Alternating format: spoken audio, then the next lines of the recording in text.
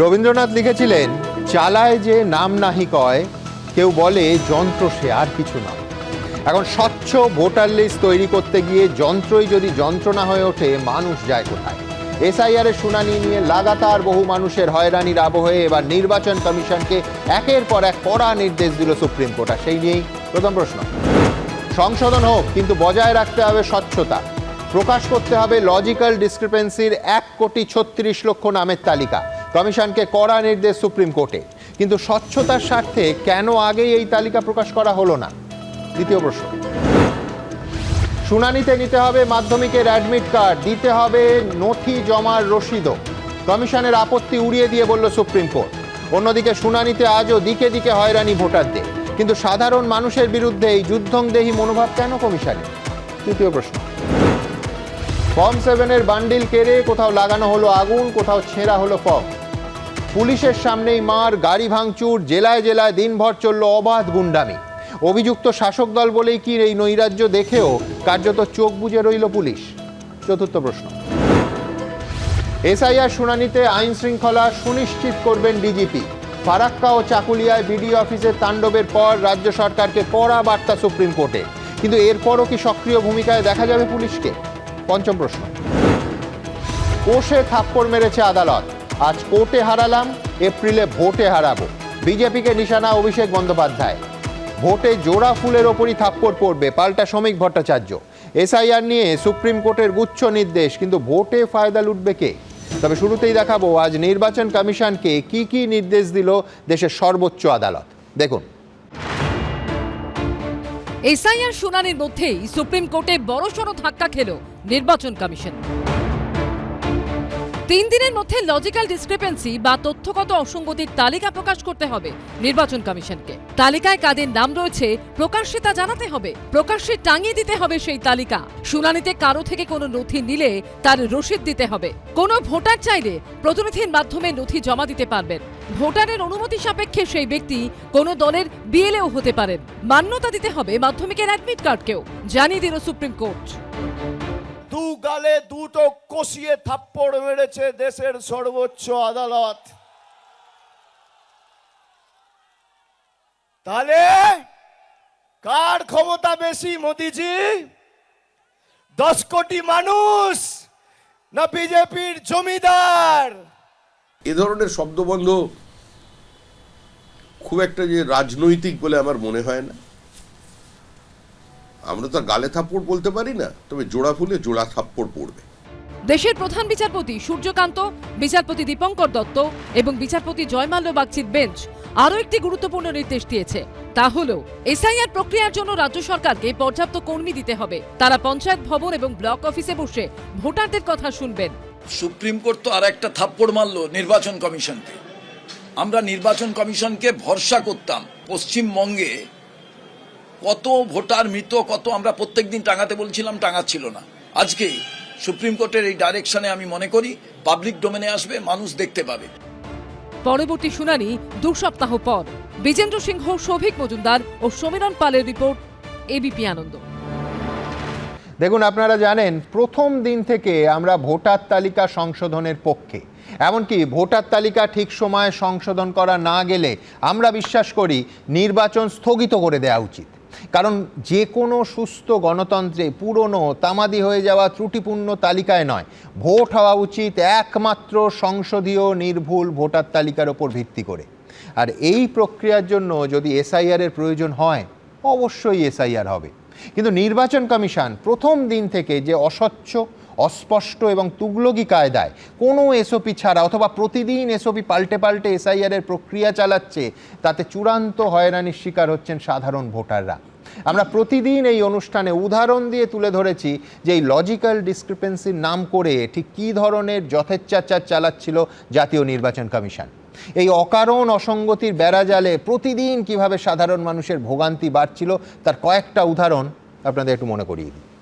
AI generated বিভ্রান্তি এবং হয়রানির একাধিক উদাহরণ আপনাদের সামনে, যে উদাহরণ দেখে চমকে উঠতে হয়। দেখুন, আমি 2টো উদাহরণ আপনাদের সামনে রাখবো। এই যে মানুষের হয়রানির কথা বলছেন না, সেটার কিন্তু একেবারে বাস্তবের মাটিতে দাঁড়িয়ে একাধিক উদাহরণ আছে। লজিক্যাল ডিসক্রিপেন্সি, অসঙ্গতি।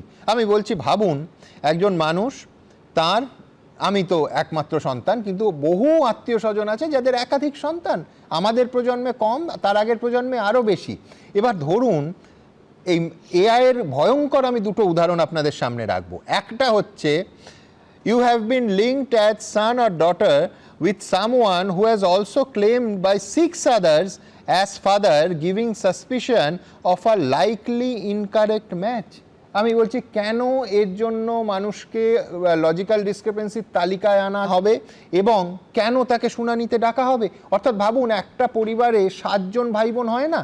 আমাদের আগের প্রজন্মে তো এ আকছার, মানে এর সঙ্গে ধর্মও মেলাবেন না। বহু বাড়িতে বহু পরিবারে 7 জন ছেলে মেয়ে হয়, সেখানে যেহেতু হ্যাঁ প্রধানমন্ত্রীও 5-6 ভাই বোন আছেন, আমার দেশের আমি বলছি, প্রধানমন্ত্রী 5-6 কল্পনা ভাই বোন। করুন যে অন্য 6 জন ভাই বোন আছে এবং বাবা বা মায়ের তার নাম এক, সেই জন্য তাকে শুনানিতে দাঁড়াতে হবে। আরেকটা উদাহরণ যেটার মধ্যে একেবারে নিখাদ যেটা আছে সেটা হচ্ছে যাকে সোজা কথা বলে মেশিনের ভুল, এআই সফটওয়্যারের ভুল। বিচিত্রভাবে আপনার নামের পাশে, ধরুন এটা আপনার নাম, একেবারে আমি অরিজিনাল দেখাচ্ছি, FLR, অনেকে ভুল করে আরও টেনশনে পাচ্ছেন, ভাবছেন FIR, নামের আগে হঠাৎ FIR কেন হচ্ছে? FIR সজল ঘোষ, এটা ভয়ঙ্কর ব্যাপার। কিন্তু ফ্লোর, অর্থাৎ এই ফ্লোর শব্দটা আপনার কোনো দোষ নেই, আপনার বিএলওর দোষ নেই, তিনি আপনার নামই আপলোড করেছেন। মেশিনের ভুলে হাজার হাজার মানুষের নামের আগে FLR যোগ হয়ে গেছে। সেই জন্য হয় তাকে নথি দিয়ে এই অসঙ্গতি ক্লিয়ার করতে হবে, নয়তো তাকে শুনানিতে দেখা হবে। এর দায় কে নেবে? কেন মানুষকে এই হয়রানির শিকার হতে হবে? আপনারা জানেন, আজ স্পষ্ট ভাষায় সুপ্রিম কোর্ট জানিয়ে দিয়েছে লজিক্যাল ডিসক্রিপেন্সির তালিকা 3 দিনের মধ্যে ওয়ার্ড অফিসে কলকাতা শহরে হলে বা জেলায় পঞ্চায়েত অফিসে টাঙিয়ে দিতে হবে এবং তার 10 দিনের মধ্যে শুনানি শেষ করতে হবে। আপনারা জানেন, গত সপ্তাহে এই অনুষ্ঠানে আমরা বারবার প্রতিবাদ করেছি যে মাধ্যমিক স্তরের পরীক্ষার যে অ্যাডমিট কার্ড পাসপোর্টের জন্য জরুরি নথি হিসেবে গৃহীত হয়, সেই অ্যাডমিট কার্ডকে কেন শুনানিতে মান্যতা দেওয়া হবে না? দেখুন কি বলেছিলাম আমরা। আমি বলছি, এই স্টুডিওতেই আমরা যদি দেখি, আমরা পরের প্রজন্ম, সলিলদাদের প্রজন্মও যদি যাই, কজনের কাছে বার্থ সার্টিফিকেট থাকে? প্রত্যেকে বয়সের সার্টিফিকেট হিসেবে এই মাধ্যমিক বা সেকেন্ডারি বা তখন ম্যাট্রিকুলেশন বোধহয় বলতো, সেই অ্যাডমিট কার্ড হচ্ছে বয়সের পরিচয়পত্র। আমি বলছি সেটা এক কথায় খারিজ করা যায়, 1 নম্বর। 2 নম্বর কথা, যদি খারিজ করতেই হয় শুরুতেই করা যেত। আমি বলছি প্রজন্মের পর প্রজন্ম বয়সের প্রমাণপত্র হিসেবে যেটা স্বীকৃত, সেটাকে হঠাৎ প্রক্রিয়া চলতে চলতে একেবারে শেষ ধাপে এসে এই খারিজ করার মধ্যে যে তুগলকি কায়দা, তুগলকি অ্যাপ্রোচ দেখা যাচ্ছে, সেটা নিন্দাজনক। নির্বাচন কমিশনের যেখানে মূল সমস্যা হচ্ছে সেটা খুব স্পষ্ট, সেটা হচ্ছে এই অ্যাডমিট কার্ড প্রথমেই বলে দিলে হতো যে আমরা অ্যাকসেপ্ট করব না। দেখুন, ছেলে মেয়ে আমরা প্রত্যেকে জানি পশ্চিমবঙ্গে একটা বৃহত্তর বৃদ্ধাবাসের মতো সিচুয়েশান, এবং সবথেকে বড় কথা বাইরে থাকে এবং অসংখ্য মা বাবাকে প্রথমে বলা হলো যে আপনি অবশ্যই ছেলে মেয়ের হয়ে শুনানিতে আসতে পারবেন, ছেলে মেয়ের হয়ে ফর্ম ভরতে পারবেন, কোনো অসুবিধা হলো না। পরে বলা হলো যে না, আপনি পারবেন না, আবার পরে বলা হলো যে আপনি পারবেন। আমি বলছি এইটা কোনো সুস্থ প্রতিষ্ঠানের এসওপি হতে পারে না। 1, 2 হচ্ছে একদম শুরু থেকে বিহারের শিক্ষা নিয়ে আমরা কিন্তু এই যে প্রক্রিয়াটা চালিয়েছে নির্বাচন কমিশন, পদে পদে মানুষকে হয়রানির শিকার হতে হচ্ছে। কালকেই আমি স্টুডিওতে জিজ্ঞেস করছিলাম যে 7 জন ছিলেন, তার মধ্যে 3 জনের বার্থ সার্টিফিকেট ব্যাপারটাই নেই। তার কারণ পাসপোর্টও দেওয়া হয় মাধ্যমিকের বা তখন আগে ম্যাট্রিক বলা হতো, তার সার্টিফিকেটের বেসিসে। সুতরাং এটার ভিত্তিতে এটা এতটাই স্বীকৃত যে সব থেকে বিভিন্ন মানে বিশ্বাসযোগ্য যে নথি পাসপোর্ট, সেটাও এর ভিত্তিতে ইস্যু করা হয়। সেটা নির্বাচন কমিশন ভাববে না কেন? আমরা কৃতজ্ঞ সমস্ত রাজ্যবাসীর তরফ থেকে। অবশেষে আজ সুপ্রিম কোর্টের মাননীয় বিচারপতিরা বললেন, the class 10 admit card issued by the state board must be acceptable as a document. অর্থাৎ অবশেষে এই বিড়ম্বনার হাত থেকে মানুষকে কিছুটা অন্তত রেহাই দিতে এগিয়ে এলো সুপ্রিম কোর্ট। আর এইখানেই আমার প্রশ্ন, দেশের সর্বোচ্চ আদালতকে লাগবে কেন? জাতীয় নির্বাচন কমিশনের সঙ্গে এ রাজ্যের সাধারণ মানুষের তো কোনো শত্রুতা নেই। আমি ধরে নিচ্ছি কমিশনও নিশ্চয়ই চোখ বন্ধ করে বসে নেই। কমিশন কি এতদিনে দেখতে পাচ্ছিল না যে প্রতিদিন কত মানুষকে চূড়ান্ত হয়রানির শিকার হতে হচ্ছিল? কেন প্রথম দিন থেকে এইরকম একটা পরিস্থিতি দাঁড়িয়ে গেল? এ যেন সাধারণ মানুষ বনাম নির্বাচন কমিশন। বিশ্বনাথ চক্রবর্তী কি বলেন? দুর্ভাগ্য বাঙালির যে একটা বিশুদ্ধ ভোটার তালিকা চেয়েছিল, কিন্তু এটা আজকে বলতে বাধ্য হচ্ছি যে নির্বাচন কমিশনের ব্যর্থতার জন্য একটা বিশুদ্ধ ভোটার তালিকা আদতেও তৈরি হবে কি না এখন কিন্তু 100% বলা যায় যে হয়তো হবেই না। দেখুন সুমনদা, প্রথম থেকেই নির্বাচন কমিশনকে আমার মনে হয়েছিল, আমি বারবার আপনার স্টুডিওতে বলেছি, যে একটা আনগাইডেড মিসাইলের মতন, যার কোনো দিশা নেই, যে কোনো দিকে যেতে পারে। কোনো পরিকল্পনা ছিল না ইলেকশন কমিশনের প্রথম থেকে। এমনকি বিএলওদের ট্রেনিং থেকে যদি আমি শুরু করি, ট্রেনিংয়ের অভাবে বিএলওরা বারবার বলেছে এবং বারবার নির্দেশিকা পরিবর্তন করেছে, বিএলওরা দিশাহীন হয়েছে। কখনো মানে তারা বলছে যে ডাটা এন্ট্রি অপারেটর এর কথা, কিন্তু রাজ্য সরকার দেয়নি, তার পরিবর্তে তারা নিয়োগ করে সেটা চালানোর মতন অবস্থা তৈরি করেনি, বিএলওদের উপর ঘাড়ে চাপ দিয়ে বলেছে তোমাদেরই ডাটা এন্ট্রি করতে হবে। আমরা দেখেছি দিনের পর দিন যখন শুনানি পর্ব চলছিল যে যারা লজিক্যাল ডিসক্রিপেন্সিতে নাম এসছে 1,33,00,000, কেন তাদের নামগুলো থাকবে না? কেন পাবলিকলি সেই নামগুলো দেওয়া হবে না? আমরা তো বারবার বলছি যে ইলেকশন কমিশনকে জবের থেকে আমরা চর্চা করি, তারা মানুষেরকে সঙ্গে নিয়ে মানুষের সামনে সমস্ত তথ্য রাখে। ট্রান্সপারেন্সি হলো হলমার্ক ইলেকশন কমিশনের কাজে। সেই ইলেকশন কমিশন কি লুকিয়ে রাখতে চাইছিল? কেন লুকিয়ে রাখতে চাইছিল?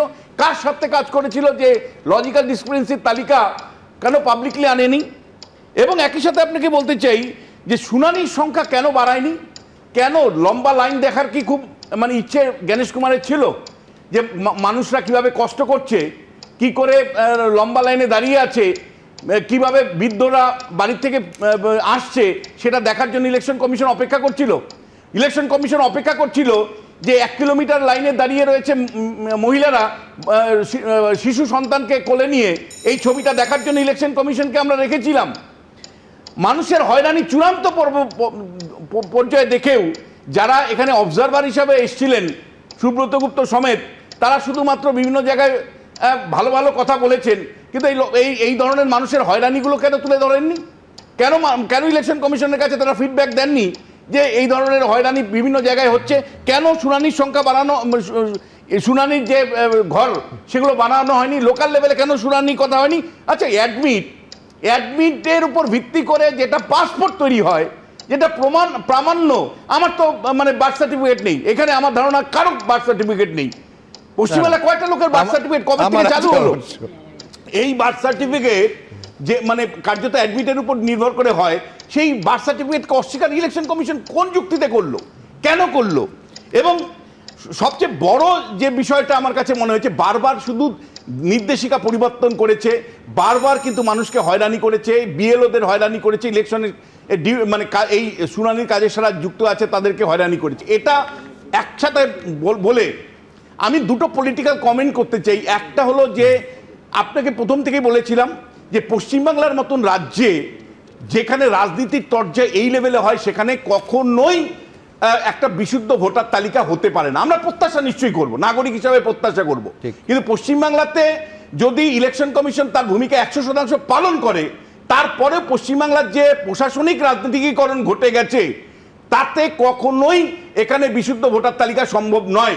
বহু জায়গাতে এই অভিযোগটা উঠছে যে এই যে মানে যাদের শুনানিতে ডাকা হচ্ছে, কোনো বুথে দেখা যাচ্ছে 800 ভোটারের মধ্যে 450 নাম ডাকা হয়েছে, যাতে করে বাল্ক নাম ডাকা হয়েছে, বিরাট নাম ডাকা হয়েছে, যাতে তারা প্রতিরোধ গড়ে তুলতে পারে এবং সেই প্রতিরোধটা তৃণমূল কংগ্রেস বা শাসক দলের স্বার্থে ব্যবহার হতে পারে। দেখুন সুমনদা, তৃণমূল কংগ্রেস একটা কথা প্রথম থেকে বলেছিল যে বিজেপি এসআইআরটা শুরু করেছে, শেষ করব আমরা। এবং সত্যি যেভাবে মানে প্রশাসনের উপর তৃণমূলের নিয়ন্ত্রণ আছে, যেটা মমতা বন্দ্যোপাধ্যায় প্রথম দিন বলেছিলেন যে সমস্ত বিডিও থেকে শুরু করে ডিএম থেকে শুরু করে সব আমার কর্মী, মানে তারা জানি কারো নাম একটা নামও বাদ না দেয়, সেটা যেমন একটা দিক দেখেছে। আর আরেকটা দিকে হলো বিজেপির জায়গা থেকে যদি দেখেন, কেবলমাত্র বহিরাগত মুসলিম রোহিঙ্গা এই জায়গা থেকে নাম কাটার জন্য তৎপরতা হয়েছে। ইলেকশন কমিশনের যে নিরপেক্ষতার জায়গা থেকে এবং দক্ষতার জায়গা থেকে কাজ করার কথা ছিল, বিশেষ করে আমি বলবো প্রথম থেকে আপনি সিকিউরিটির আয়োজন করেননি কেন? বিএলওদের যে বেশ কিছু বিএলও চাপের মধ্যে পড়ে যে তাদেরকে মরতে হয়েছে, তাদের মৃত্যু ঘটেছে, বহু মানুষকে যে আইন শৃঙ্খলা জনিত কারণে প্রতিদিন আজকেও একাধিক জায়গায় যেভাবে মানে ফর্ম 7 আমি জমা দিব, এটা আমার এখতিয়ার, একদম সেই এখতিয়ারকে আমার তৃণমূল কংগ্রেস বাধা দিচ্ছে। ফলে আমার প্রশ্ন, যে প্রথম দিন থেকে আমরা প্রশ্ন তুলেছিলাম যে নিরাপত্তা নিশ্চিত করুক রাজ্য সরকার এই রাজ্যে, কারণ পশ্চিমবাংলাতে যেখানে ভোটে লাশের পর লাশ পড়ে, মৃত্যুর বিনিময়ে এখানে সবকিছু হয়, সেখানে এসআইআর এর মতন একটা তীব্র কন্টেস্টেড ইস্যুতে কেন নির্বাচন কমিশন মানে নিরাপত্তা নিশ্চিত করলো না? এটা একটা দিক। আর দ্বিতীয় যেটা, অবজারভার নিয়োগের কথা আপনি যদি মনে করতে পারেন, আমার দর্শক নিশ্চয়ই মনে করতে পারছে, ডে ওয়ান থেকে স্টুডিওতে আমরা বলেছিলাম যে প্রত্যেকটা জেলাতে একজন করে অবজারভার আপনারা নিয়োগ করে কিন্তু এসআইআর শুরু করুন, না হলে পশ্চিমবাংলায় এসআইআর হতে পারে না। এবং ফাইনালি যেটা বলবো, যে আজকে কিন্তু তৃণমূল কংগ্রেস এই দাবিটা করতেই পারে যে এসআইআর এই পর্বে তৃণমূল কংগ্রেস জয়ী হয়েছে, বিজেপি পরাজিত হয়েছে, এটা অবশ্যই বলতে পারে। আমি বলছি, সুষ্ঠু গণতন্ত্রে কিন্তু মানুষ জয়ী হয়, রাজনৈতিক দল জয়ী হয় না, নির্বাচন কমিশন জয়ী হয় না, শাসক বিরোধী কেউ জয়ী হয় না। আমরা কি সেই লক্ষ্যে এগোতে পারছি? আমাদের এই রাজ্যে কি পাচ্ছি? আমি দুটো অংশ বলবো। একটা হচ্ছে আলাদা করে বিভিন্ন পয়েন্ট নিয়ে এই অনুষ্ঠানে আমি আলোচনা করব।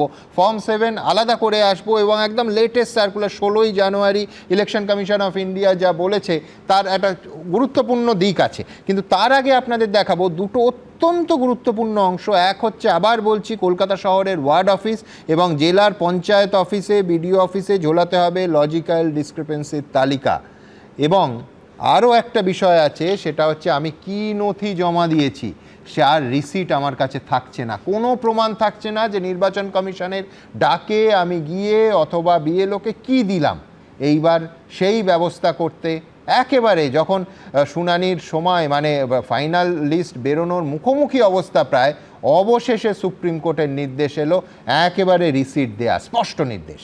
দেখুন, লজিক্যাল ডিসক্রিপেন্সি এসআইআর আবহে বিতর্কের আরেক নাম। মূলত যে সকল ভোটারের নামের বানান ভুল, বয়স সংক্রান্ত অসামঞ্জস্য কিংবা পারিবারিক তথ্যের অমিল ধরা পড়েছে, তাদেরকে লজিক্যাল ডিসক্রিপেন্সির তালিকায় রাখা হয়েছিল। তৃণমূলের দাবি সংখ্যাটা 1,36,00,000। কিন্তু তাঁরা কারা? মুখ্যমন্ত্রী থেকে শুরু করে তৃণমূলের শীর্ষ নেতারা প্রথম থেকে এই তালিকা প্রকাশ করতে বলছিল, কিন্তু রাজি হচ্ছিল না নির্বাচন কমিশন। সুপ্রিম কোর্টে গেছিল তৃণমূল। এই মামলায় সোমবার সুপ্রিম কোর্টে বড় ধাক্কা খেল তারা। দেশের প্রধান বিচারপতি সূর্যকান্ত ও বিচারপতি দীপঙ্কর দত্ত এবং বিচারপতি জয়মাল্য বাগচির বেঞ্চ নির্দেশ দিয়েছে 3 দিনের মধ্যে লজিক্যাল ডিসক্রিপেন্সি থাকা ভোটারদের নামের তালিকা প্রকাশ করতে হবে। আজকে কোর্টে হারালাম, এপ্রিলে ভোটে হারাবো, তৈরি থাকো।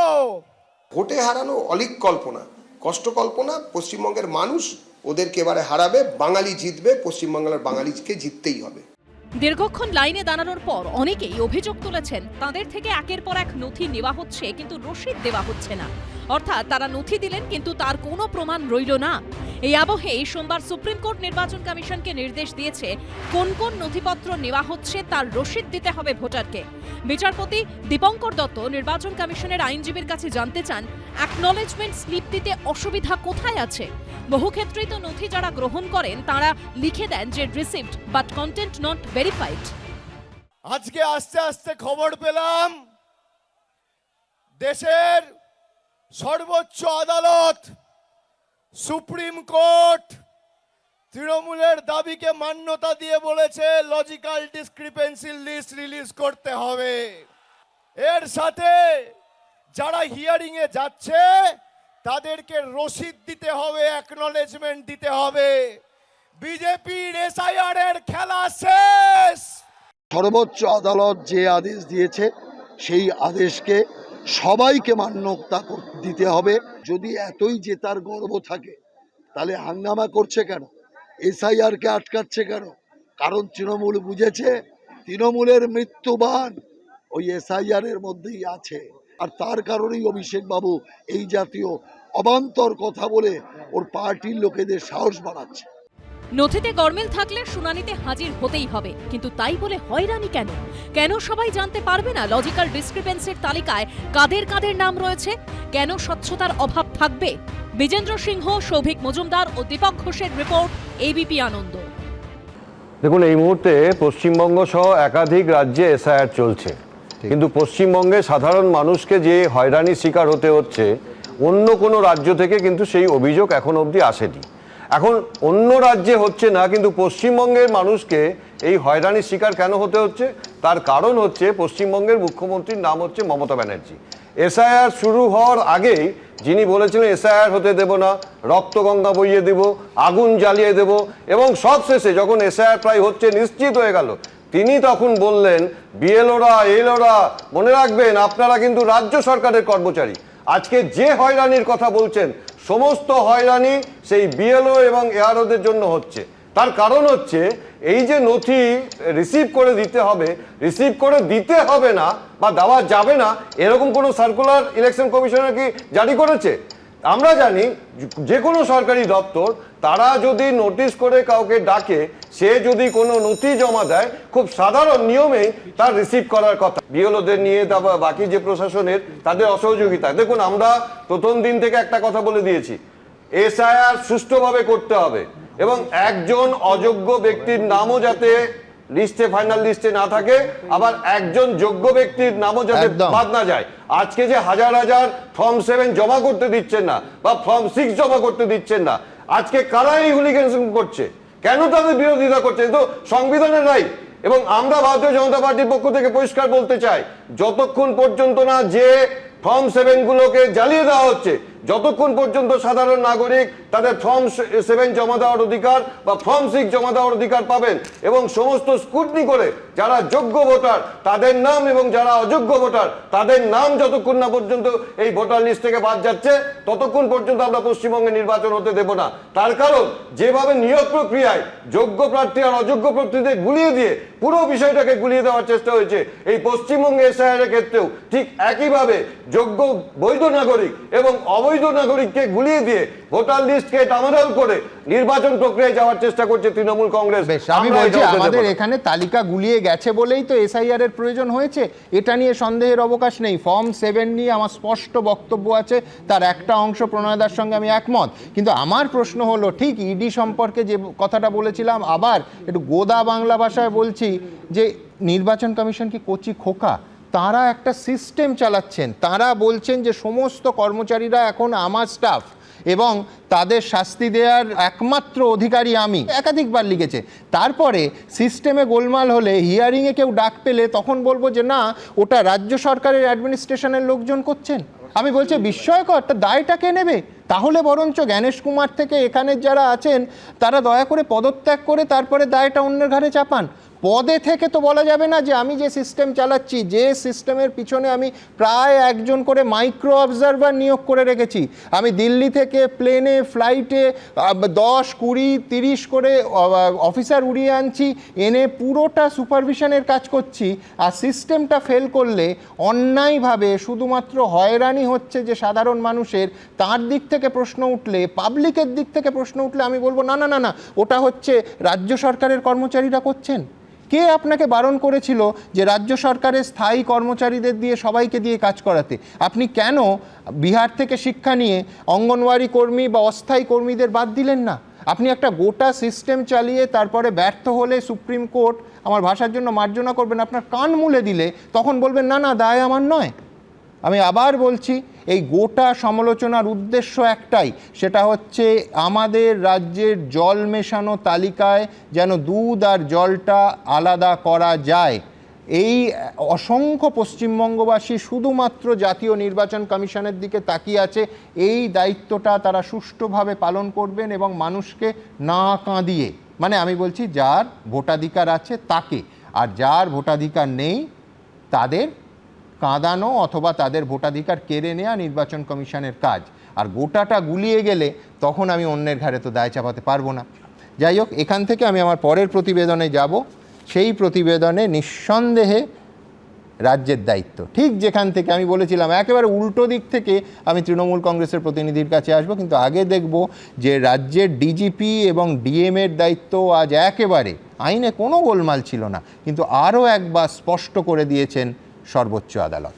দেখুন, ভোটের নির্ঘণ্ট এখনো ঘোষণা হয়নি, এসআইআর চলছে, তার মধ্যেই দিকে দিকে অশান্তির ছবি, ভাঙচুর, তাণ্ডব, আগুন।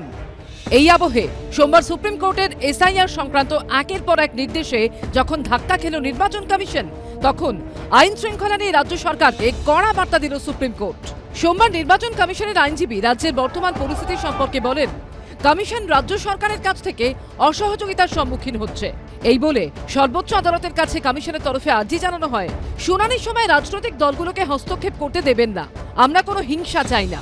এই প্রসঙ্গে সুপ্রিম কোর্ট রাজ্য ও কেন্দ্র সরকারকে আইন শৃঙ্খলা নিশ্চিত করার নির্দেশ দেয়। বলে পর্যাপ্ত কর্মী ও পুলিশ মোতায়েনের বিষয়ে জেলা শাসকদের নিশ্চিত করতে হবে। পাশাপাশি ডিজিপিকেও নিশ্চিত করতে হবে যে কোথাও যেন আইন শৃঙ্খলা পরিস্থিতির অবনতি না হয়।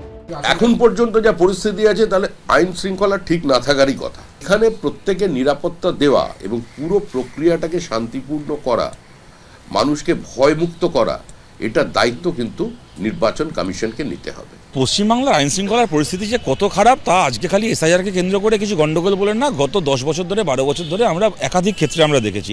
আমাদের মানে আদালতের কাছে বা সুপ্রিম কোর্টের কাছেও আশা আছে যে আইন শৃঙ্খলা জনিত বিষয়গুলো যখন সুপ্রিম কোর্ট অবধি পৌঁছচ্ছে তখন সুপ্রিম কোর্টও যদি কিছু কার্যকরী এমন পদক্ষেপ নেন যাতে কিনা পশ্চিমবাংলার পুলিশ অ্যাডমিনিস্ট্রেশন থেকে শুরু করে সরকার একটুখানি নড়ে চড়ে বসে। অনারেবল সুপ্রিম কোর্ট জানেন যে এখানে আইন শৃঙ্খলা সবসময় তাকে ভালো রাখার যা যা প্রক্রিয়া করার দরকার সেটা হয়। ডিজিকে বলতেই পারেন যে দেখবে এতটা বলেছে 10 দিনের মধ্যে এই কাজটা করতে, ফলে ডিজিকে সে নির্দেশ দিতেই পারেন অনারেবল সুপ্রিম কোর্ট। এসআইআর পর্বেই যদি পরিস্থিতি এমন হয় তাহলে ভোট এগিয়ে আসার সঙ্গে সঙ্গে কিংবা ভোটের সময় কি হবে? হিংসা আরো ছড়াবে, পরিস্থিতি আরো উত্তপ্ত হয়ে উঠবে, আশঙ্কায় সাধারণ মানুষ। বিজেন্দ্র সিংহ, সৌভিক মজুমদার ও আশাবুল হোসেনের রিপোর্ট, এবিপি আনন্দ। দেখুন, এবার আসবো একেবারে উল্টো দিক থেকে। সুপ্রিম কোর্টের পর্যবেক্ষণে কিন্তু এমন একটা গুরুত্বপূর্ণ দিক আছে যা সরাসরি রাজ্য সরকারের দায়িত্বকে মনে করিয়ে দিয়েছে। কারণ গত কয়েকদিনে আমরা দেখেছি ফারাক্কা, চাকুলিয়া থেকে আজ এই মুর্শিদাবাদের লালবাগে বেপরোয়া ভাঙচুর চালানো হয়েছে। পুলিশের সামনেই বেলাগাম তাণ্ডব চলেছে আর পুলিশ কার্যত দাঁড়িয়ে দাঁড়িয়ে দেখেছে। আজ দেশের সর্বোচ্চ আদালত যা বলেছে তাতে কিন্তু এই জিনিস আর চলবে না। আজ আইন শৃঙ্খলার কথা মাথায় রেখে সুপ্রিম কোর্ট তাদের পর্যবেক্ষণে বলছে যে রাজ্য পুলিশের ডিজিকে নিশ্চিত করতে হবে কোথাও যেন আইন শৃঙ্খলার পরিস্থিতির অবনতি না হয়। এসআইআর প্রক্রিয়া যেন মসৃণভাবে চলে সেটা দেখতে হবে। এর পাশাপাশি জেলা শাসককে অর্থাৎ ডিএমকে পর্যাপ্ত কর্মী দিতে বলা হয়েছে। গত কয়েকদিনে বিভিন্ন জায়গায় আইন শৃঙ্খলার যে অবনতি হয়েছে আর পুলিশ নিষ্ক্রিয় থেকেছে তার পুনরাবৃত্তি কিন্তু আমার পরের বক্তার কাছে যাব, অরূপ চক্রবর্তী। আর চলবে না অরূপ। সুমন, তৃণমূল কংগ্রেসের পক্ষ থেকে আজকে রাজ্যসভার 2 সাংসদ ডেরেক ওব্রায়েন এবং দোলা সেনের করা মামলার প্রেক্ষিতে সুপ্রিম কোর্টের কার্যত নজিরবিহীন ভর্ৎসনা, এবং সুপ্রিম কোর্ট কার্যত বলে দিল যে বাপু তোমাদের নাম নির্বাচন কমিশন, তোমরা নিজেদের নাম বদলে নির্যাতন কমিশন করার চেষ্টা করো না। একদম পরিষ্কার, কোট আনকোট। একটু আগে বিজেপির প্রতিনিধি বলছেন যে অনেক রাজ্যে এসআইআর হচ্ছে, কোথাও তো এই সমস্যা হয় না। বিজেপির প্রতিনিধি বলতে পারবেন এই লজিক্যাল ডিসক্রিপেন্সি নামক অসভ্যতামোটা ভারতবর্ষের আর কোন রাজ্যে হয়েছে? কোনো রাজ্যে হয়নি, শুধুমাত্র পশ্চিমবঙ্গ ছাড়া। আজকে ধরুন 58 লক্ষ মানুষের নাম যখন বাদ দেওয়া হলো, তার মধ্যে মৃত আছে, শিফটেড আছে, ট্রান্সফার্ড আছে, ইত্যাদি ইত্যাদি, কোনো অসুবিধা নেই। যারা বৈধ ভোটার নয়, প্রথমে বলা হলো 2002-তে নাম থাকলে বৈধ, 2002-এ নাম না থাকলে যদি বাবা মা বা পরিবারের নাম থাকে তাহলে সে উঠবে। তার মানে বাকি যাদের নাম উঠলো এই 58 লাখ ছাড়া, তাদের প্রত্যেকের হয় 2002 সালে নাম আছে, নইলে তার রিলেটিভ, নিয়ার রিলেটিভ কারুর নাম রয়েছে 2002-এর তালিকা। অর্থাৎ এই যে ঘুষপেটিয়া রোহিঙ্গা অনুপ্রবেশকারীর যে গল্পটা পুরোটাই মিথ্যে ছিল।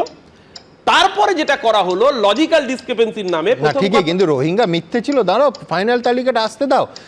নির্বাচন কমিশনের কাছে তো আমাদের দাবি থাকবে যে আপনারা এই ঘুষবেটিয়া কতজনকে বের করলেন, কতজনকে ছাঁটলেন, কত জল আর দুধ আলাদা করলেন তার তথ্য দিতে হবে। আমি তো এটাই বলছি সুমন, 58 লাখের মধ্যে যদি রোহিঙ্গা না পাওয়া যায়, তার মানে বাকিদের নাম হয় 2002-তে রয়েছে অথবা তার বাবা মার নাম রয়েছে। তার মানে 2002-এ যাদের বাবা মার নাম রয়েছে এক্সপেক্টেড তারা রোহিঙ্গা হতে পারবেন না।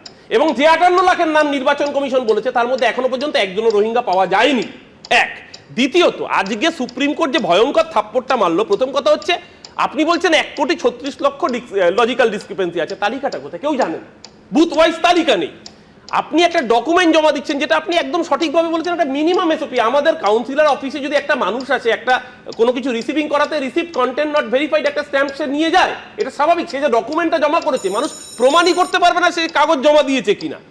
আরো ভয়ঙ্কর, মাধ্যমিকের অ্যাডমিট কার্ড। সুমন, আমার একটা ছোট্ট ঘটনা মনে পড়লো, বাস্তব ঘটনা। আমি নিজে স্কুলে যখন পড়ছি 90-এর দশকের শুরুর দিকে, আমার স্কুলে 2 বন্ধু ছিল, তারা যমজ ভাই, শুভাশিস এবং দেবাশিস, যারা আমার সাথেই মাধ্যমিক পরীক্ষা দেওয়ার কথা। শুভাশিস আমার সাথে মাধ্যমিক পরীক্ষা দিয়ে প্রথম বিভাগে উত্তীর্ণ হয়, ছোট ভাই দেবাশিস তার পরীক্ষার আগে আগে চিকেন পক্স হয় এবং সে মাধ্যমিক পরীক্ষা দিতে পারে না, পরবর্তীকালে সে পড়াশুনো করেনি এবং আর পড়াশুনো কন্টিনিউ করেনি, মাধ্যমিক আর দেয়নি। তার মানে নির্বাচন কমিশনের নিয়ম অনুযায়ী সুভাষিস যেহেতু মাধ্যমিক পরীক্ষার সার্টিফিকেট আছে তাই সে ভারতীয় নাগরিক, আর দেবাশিস যেহেতু আর মাধ্যমিক পরীক্ষাটা দেয়নি তাই সে রোহিঙ্গা অনুপ্রবেশকারী। এই অসভ্যতাম আজকে সুপ্রিম কোর্ট তো কানমোলা দিয়েছে। আজকে বলছে যে তুমি বলছে থাপ্পড় বললে কানমোনা বললে, আমি বলছি কানমোলাটা এই ডিজিপির বিষয় এবং আইন শৃঙ্খলার বিষয় একটু নিজেদের দিকে নিলেও ভালো হতো না? একই রকম ভাবে সুপ্রিম কোর্ট বলেছে। মানুষকে কোথায় দেয়ালে কোণঠাসা করছে ভাবুন। নেতাজি সুভাষচন্দ্র বসুর পরিবার, তার প্রপৌত্র বিজেপির নেতা ছিলেন, দক্ষিণ কলকাতা লোকসভার প্রার্থী ছিলেন চন্দ্রকুমার বসু, তাকে প্রমাণ করতে হবে নেতাজির বাড়ির লোককে যে সে ভারতীয় কিনা। আজকে শোভনদেব চট্টোপাধ্যায় রাজ্যের কৃষিমন্ত্রী, তৃণমূলের প্রথম বিধায়ক ছিলেন, তার ছেলেকে শুনানিতে দেখা হয়েছে কেন? বাবার নামের পদবী চট্টোপাধ্যায়, ছেলের নামের পদবী চ্যাটার্জি। মানে এই যে আমি বলছি কোট আনকোট যে অসভ্য যে বর্বর জায়গায় নিয়ে গেছে, এটা অসভ্যতা, কিন্তু এর বিকল্প তো বিডিও অফিস ভাঙচুর হতে পারে না, এর বিকল্প তো হুলিগানিজম হতে পারে না। কেউ সেটাকে সমর্থন করছে না, কিন্তু মানুষের পুলিশকে অ্যাক্ট করতে হবে তো, সমর্থন বিরোধিতার ব্যাপার নয়। কথাটা বললে আজকে সুমন, আমার দাদু যদি আজকে বেঁচে থাকতেন, তারা 6-7 ভাই বোন, 6 ভাই 1 বোন ছিলেন। আজকে দাদুকে তাহলে বয়স্ক মানুষ অ্যাম্বুলেন্সে করে আমাকে হিয়ারিং এ নিয়ে যেতে হতো। তাহলে সবার আগে নির্বাচন কমিশনের উচিত নরেন্দ্র মোদীকে পদত্যাগ করতে বাধ্য করা। নরেন্দ্র মোদীর বাবার 6 সন্তান, তাহলে নরেন্দ্র মোদী প্রধানমন্ত্রী তো বাতিল করার হিম্মত থাকবে নির্বাচন কমিশনের? না নির্বাচন কমিশনকে বাতিল করার ক্ষমতা নরেন্দ্র মোদীর থাকবে? এই যে সামগ্রিকভাবে বাংলার মানুষকে তুমি দেখিয়েছো, জয়নগরের বিডিও অফিসে হিয়ারিং এ নাকে অক্সিজেনের নল নিয়ে এসছে, মানুষটা বেরিয়ে মৃত্যুবরণ করছে, সেই মানুষের ক্ষোভ পুঞ্জীভূত হবে না?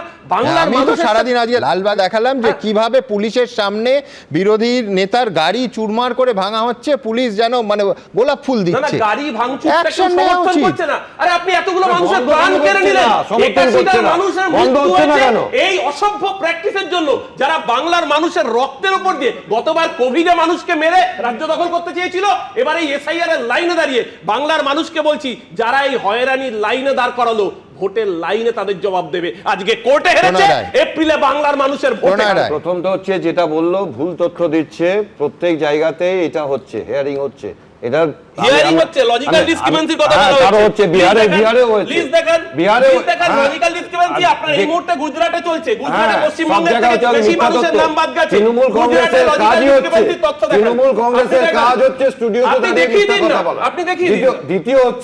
দ্বিতীয় হচ্ছে যে কথাগুলো এতক্ষণ বলে গেল যে কেউ সমর্থন করছে না, সমর্থন না করার পরেও কি করে হচ্ছে, কি করে পুলিশ আজকে তো বেলডাঙ্গায় 2 দিন পরে পুলিশ নামলো, 2 দিন ধরে পুলিশ কোথায় ছিল? এই স্টুডিওতে এসে ভালো করে কেউ সমর্থন করছে না, কিন্তু সমর্থন করছে না। আমি বলছি যে ফর্ম 7 কেউ জমা দিতে দিচ্ছে, আমি যে এসওপিটা দেখাচ্ছিলাম নির্বাচন কমিশনের, একেবারে স্পষ্ট ভাষায় লেখা আছে যে কোনো আপার লিমিট নেই, মেক নো মিস্টেক, যে যত ইচ্ছে বিএলএরা তারা ফর্ম 7 জমা দিতে পারেন। আমি বলছি লজিক্যাল ডিসক্রিপেন্সি, আমি তোমার সঙ্গে 300% একমত, কিন্তু আমি ফর্ম 7 কেউ জমা দিতে গেলে তার মাথা ভেঙে দেবো, ফর্ম 7 এর বান্ডিল পোড়াবো, এটাও লজিক্যাল নয়, এটা আইনত নয়। সুমন, একটা পলিটিক্যাল পার্টি যদি বাল্ক লেভেলে, যেটা প্রথম বাঁকুড়ায় ধরা পড়েছিল, 4000 ফর্ম 7 নিয়ে বিজেপির একটা গাড়ি যাচ্ছে,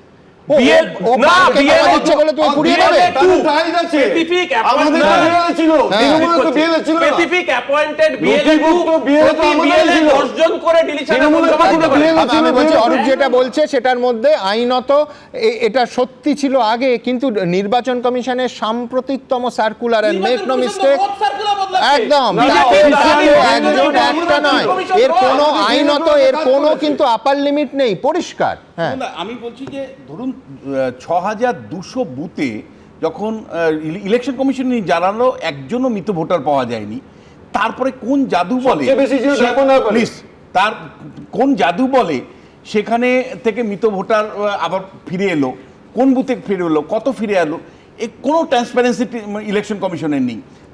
6200 বুথ যেই সমস্ত অঞ্চলে, তার মধ্যে 750 বুথ দক্ষিণ 24 পরগনায় ছিল, অনেকেরই অভিযোগ ছিল সেই সময়, সিরিয়াস লেভেল অভিযোগ ছিল যে মানে বিডিও অফিসগুলো দখল করে কার্যত বলা যায় যে শাসক দলের লোকরা ছাপ্পা মতন ওই আপলোড করেছে। দ্বিতীয় যেটা, সেটা হলো যে একটা নাম ব্যবহার করে, যেমন আমি একমত আপনার সাথে যে 6-এর বেশিও তো সন্তান আছে অনেকের, তাহলে কেন মানে তাদেরকে শুনানির জন্য ডাকা হবে? কিন্তু প্রশ্নটা হচ্ছে একটা লোকের নাম ব্যবহার করা হয়েছে এরকম একাধিক জায়গায়। না না, আজকেই তো একটা উদাহরণ হচ্ছে 100টা, এটা অবশ্যই আমার ধারণা এআই এর না, আমি বলছি যে এই তো মহাভারতের পর 100 আজকে ধরো অরূপ চক্রবর্তী পশ্চিমবঙ্গের অসংখ্য বিধানসভায় তুমি এই নামটা পাবে বা সুমন দে নামটা পাবে, সব সুমন দে যে একই সুমন দে নয়, সেই রিলেশনশিপ যে ঠিকানা মেলাবে এত সহজ নয়। একটা ব্যক্তির নাম ব্যবহার করা হয়েছে 6 জায়গায়, 7 জায়গায়, 8 জায়গায়, এবং এই ব্যবহারের পেছনে কোনো পলিটিক্যাল অভিসন্ধি আছে কিনা সেটা ইলেকশন কমিশনের দেখা উচিত ছিল। এই যে অবজারভার এত নিয়োগ করছি, এখন নিয়োগ করছি দেরিতে, এই অবজারভাররা কি করছে অন্তত অনুসন্ধান করে তো দেখা উচিত ছিল যে একটা নাম যখন 7-8 জায়গায় ব্যবহার হচ্ছে তারা কারা, আপনি বিশ্বনাথ চক্রবর্তী রাজনৈতিক বিশ্লেষক, আমার নেতাজি নগরে বিএলএপুর নাম বিশ্বনাথ চক্রবর্তী, আমার নেতাজি নগরে বিএলএপুর নাম বিশ্বনাথ চক্রবর্তী, তার মানে বিশ্বনাথ চক্রবর্তী নামটা একটু হয়ে যায় না। এখানে মৃত নাম থাকছে, এখানে এক ব্যক্তির নাম 8-9 জায়গায় ব্যবহার করা হচ্ছে, এখানে গলাবাজি হচ্ছে না, প্রতিষ্ঠিত হবে না। ওই জন্য সুপ্রিম কোর্ট আজকে ঘাট ধাক্কা দিয়েছে, দুর্বল বিরোধী চুরি আটকে দিয়েছে, চুরিটা আটকে দিয়েছে, চুরিটা সুপ্রিম কোর্ট এই চুরি আটকে দিয়েছে। এই তর্কের মাঝে বটম লাইনটা সেটা হচ্ছে সেই সাধারণ মানুষের লম্বা লাইন, জেলায় জেলায়। আবার বলছি যে আজকে সুপ্রিম কোর্টকে লোকেশন নির্দিষ্ট করে দিতে হচ্ছে। কেন আমি ব্লকে ব্লকে একটা সরকারি অফিস, একটা সরকারি কাঠামোর মধ্যে তাদের আরও ডিসেন্ট্রালাইজড করে মানুষের যন্ত্রণা কমাতে পারবো না? কেন আমি লাইন ছোট করতে পারবো না? সব থেকে বড় কথা যেটা অনায়াসে এই ইনফ্রাস্ট্রাকচারেই করা যায় সেটা হচ্ছে টাইমটা একেবারে নির্দিষ্ট করে দিয়ে, যে আমি যাকে ডাকছি শুনানিতে তাকে আমি একেবারে একটা সময়সীমা 8 ঘন্টার মধ্যে বেঁধে দিয়ে সেইভাবে ডিস্ট্রিবিউট করব। একটু পরিশ্রম, একটু প্ল্যানিং দরকার, আর কিচ্ছু নয়। সেই রাস্তায় কেন নির্বাচন কমিশন হোয়াটসঅ্যাপে নয়, হোয়াটসঅ্যাপের কথা পরে আসবো, কিন্তু সার্কুলার দিয়ে সেই ব্যবস্থা করলো না। আর ফলটা কি হলো? সেই সাধারণ মানুষের হয়রানি। লিস্ট কতটা দুধ কতটা জল ছাঁকা যাবে কিনা কেউ জানে না, কিন্তু তার আগেই মানুষের হয়রানি, বিক্ষোভ এবং মৃত্যু। দুর্ভাগ্য।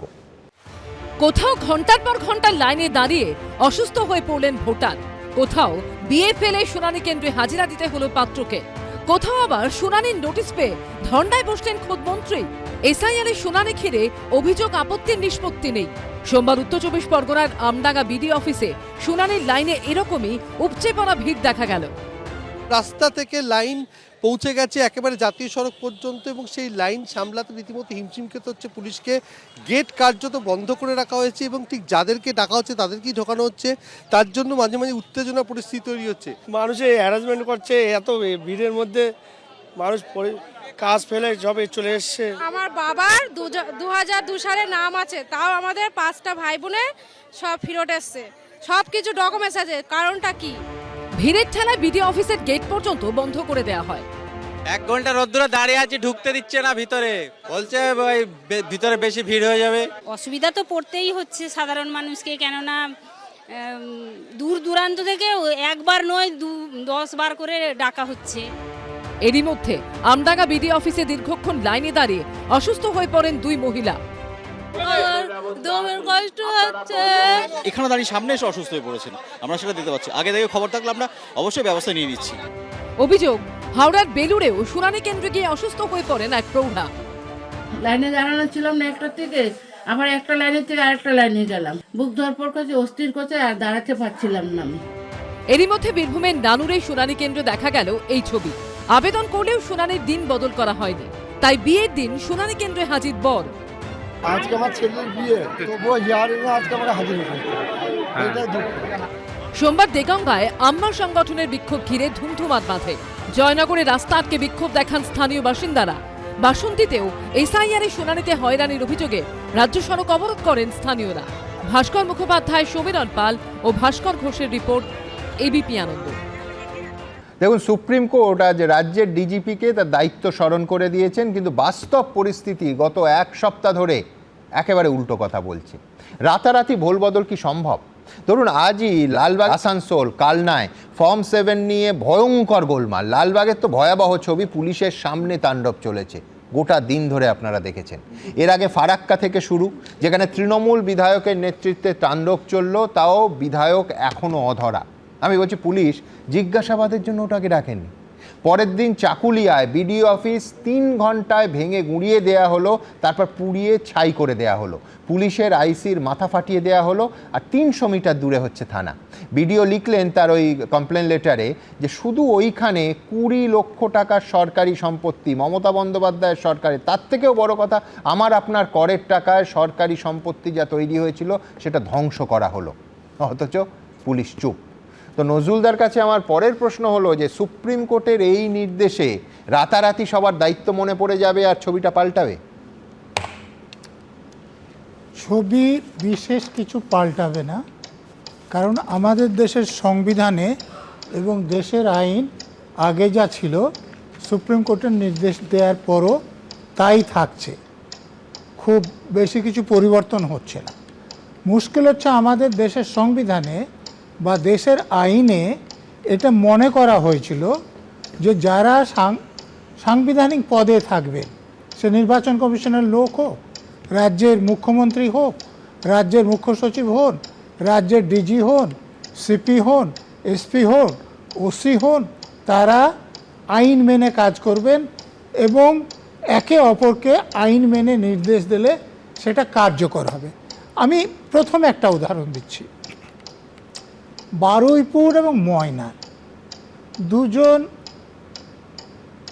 ইআরও এবং এইআরও এবং ময়নার একজন ডাটা এন্ট্রি অপারেটরের বিরুদ্ধে এফআইআর করতে বলা হয়েছিল, সাসপেন্ড করতে বলা হয়েছিল। আজকে পর্যন্ত কি এফআইআর রাজ্য সরকার করেছে? কতবার বলেছে? এর জন্যে মুখ্য সচিবকে ডেকে পাঠানো হয়েছে, তারপরে আবারও বলা হয়েছে। তো তাহলে আপনি বলুন আমাদের দেশের কোন আইন অনুসারে রাজ্য সরকারকে আপনি এফআইআর করতে বাধ্য করবেন? আইনে তো পরিষ্কার বলা আছে।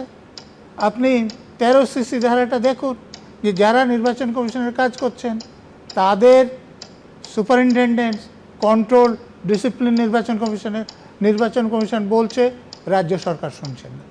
আমাদের রাজ্যের সরকারের নেতৃত্বে যিনি আছেন তিনি সংবিধান মানেন না, আইন মানেন না। দেখুন, আর একটা উদাহরণ দিচ্ছি। এসআইআর হবে ভোটার তালিকা সংশোধনের, আমাদের রাজ্যের মুখ্যমন্ত্রী বলে দিলেন যে যখন নির্বাচন ঘোষণা করবে তখন নির্বাচন কমিশনের ক্ষমতা আছে, তার আগে তো নির্বাচন কমিশনের কোনো ক্ষমতা নাই। এই মুখ্যমন্ত্রীকে কে শেখাবে যে তিনি এটা বেআইনি কথা বলছেন? আগেও নির্বাচন কমিশনের কথা আছে, সংবিধানে বলা আছে, রিপ্রেজেন্টেশন অফ পিপল একটা বলা আছে, তাকে বোঝানো যায়নি। তিনি শুধু এইটাই বলেননি যে হবে না, হলে তার অধীনের কর্মচারীদের তিনি কী নির্দেশ দিয়েছে আপনারা জানেন। তার ভাইপো কি বলেছে, গাছে বেঁধে রাখার কথা আপনাদের মনে আছে। আপনারা নজরুলদা, চিঠিটা তো যাচ্ছে চিফ সেক্রেটারির কাছে, তিনি ডিওপিডির আন্ডারে, তো এ তো আইনের, এ তো স্ট্রাকচার প্রাইম মিনিস্টারের দপ্তর। চিফ সেক্রেটারি উনি থাকবেন কিনা সেটা নির্ভর করে মমতা ব্যানার্জির ইচ্ছার উপরে। এর আগেও আপনারা দেখেছেন, তখন দ্বিবেদী ছিলেন, এই চিফ সেক্রেটারি ছিল না। নির্বাচন কমিশনকে চিঠি লিখলেন যে ভবানীপুরে যদি আগে নির্বাচন না করা যায় তাহলে সাংবিধানিক সংকট হবে।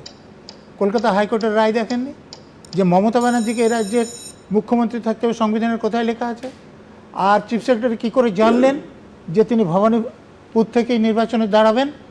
কিন্তু আমাদের এখানে চিফ সেক্রেটারি যারা পার্টির বড় নেতা, তারা আমাদের এখানে ডিজিপি যারা পার্টির বড় নেতা, তারা আমাদের এখানে এসপি যারা পার্টির জেলা নেতা, তারা আমাদের এখানে ওসি যারা ব্লকের নেতা, তারা অতএব তারা পার্টির কাছে পার্টির নেতাদের থেকে বেশি মূল্যবান। আচ্ছা বলুন, যে লোকটা যারা এই এসআইআর করতে যাবে তাদেরকে জবাই করার বিধান দিচ্ছে, আপনি তো আজকালের কথা বলছেন, ওই যে লালবাগে বা অন্য জায়গায় দেখুন, এই যে পুরো ইট তুলে যে গাড়িতে মারছে, পুলিশ তার বিরুদ্ধে কি ব্যবস্থা নিয়েছে?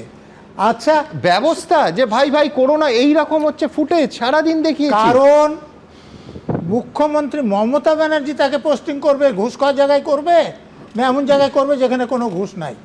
অতএব মমতা ব্যানার্জিকে তাকে সন্তুষ্ট করতে, আইনকে সন্তুষ্ট করা তার কোনো দায়িত্ব নাই।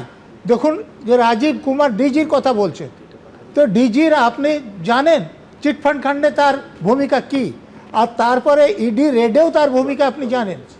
যিনি মমতা ব্যানার্জির সঙ্গে ডাকাতি করতে চলে যাচ্ছেন, প্রমাণ লোপাট করতে চলে যাচ্ছেন, সরকারি কর্মীদের বাধা দিতে যাচ্ছেন, তার কাছ থেকে আপনি কি আশা করতে পারেন? অরূপ চক্রবর্তী। সুমন, একটু আগে আমি তোমার প্রতিনিধি, তোমার করেসপন্ডেন্ট পার্থপ্রতিম ঘোষের রিপোর্টিংটা দেখছিলাম, তোমার চ্যানেলে লাইভ হয়েছে, যে বেলডাঙ্গা কাণ্ডে মূল অভিযুক্ত মতিউর রহমান, হুদালিম মোল্লা, মফিজুল শেখ, সাদিউল শেখ সহ মোট 30 জনকে গ্রেফতার করেছে পুলিশ। তার মধ্যে তারা প্রত্যেকে মিমের নেতা যারা মদত দিয়েছে। এবং এই সময় তোমার কাছে যাচ্ছি, এক সেকেন্ড, সেটা হচ্ছে বেলডাঙ্গার সঙ্গে দূর দূর অব্দি এসআইআর এর কোনো সম্পর্ক নেই। সেটা হচ্ছে ঝাড়খণ্ডের পরিযায়ী শ্রমিক মৃত্যুর ঘটনা। আমি জানি অরূপ নিশ্চিতভাবে ইচ্ছাকৃত নয়, কিন্তু অনেকে ইচ্ছাকৃতভাবে সোশ্যাল মিডিয়ায় জিনিসটা গুলিয়ে দিচ্ছেন। গোলানো হচ্ছে না এখানে, যেহেতু বারবার করে ল অ্যান্ড অর্ডারের প্রসঙ্গটা নজরুল সাহেব তুলে, একটু আগে বিজেপির প্রতিনিধিও তুলেছেন।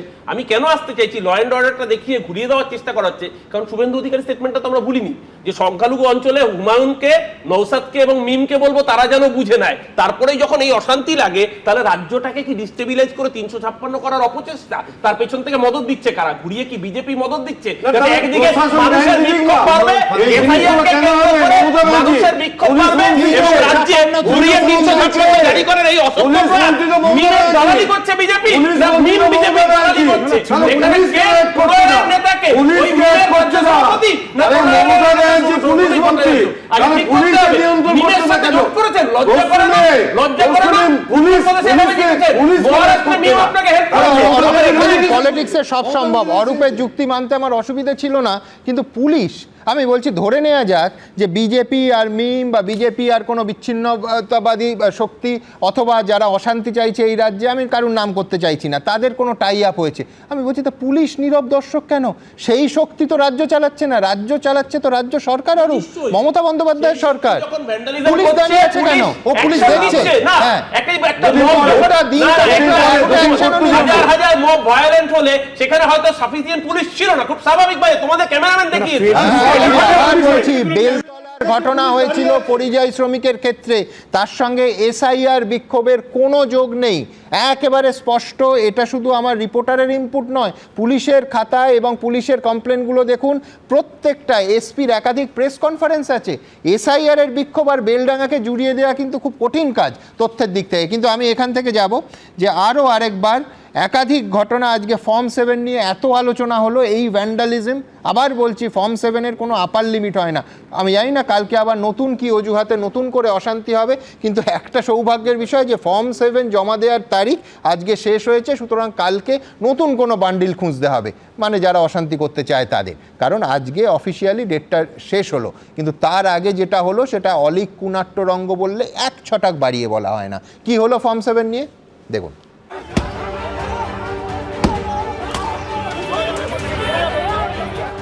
ফর্ম 7 জমা দেওয়ার শেষ দিনে চরমে উঠল তৃণমূল বিজেপির সংখ্যা, জ্বলল আগুন, পুড়ল ফর্ম, চলল হাতাহাতি, ধস্তাধস্তি।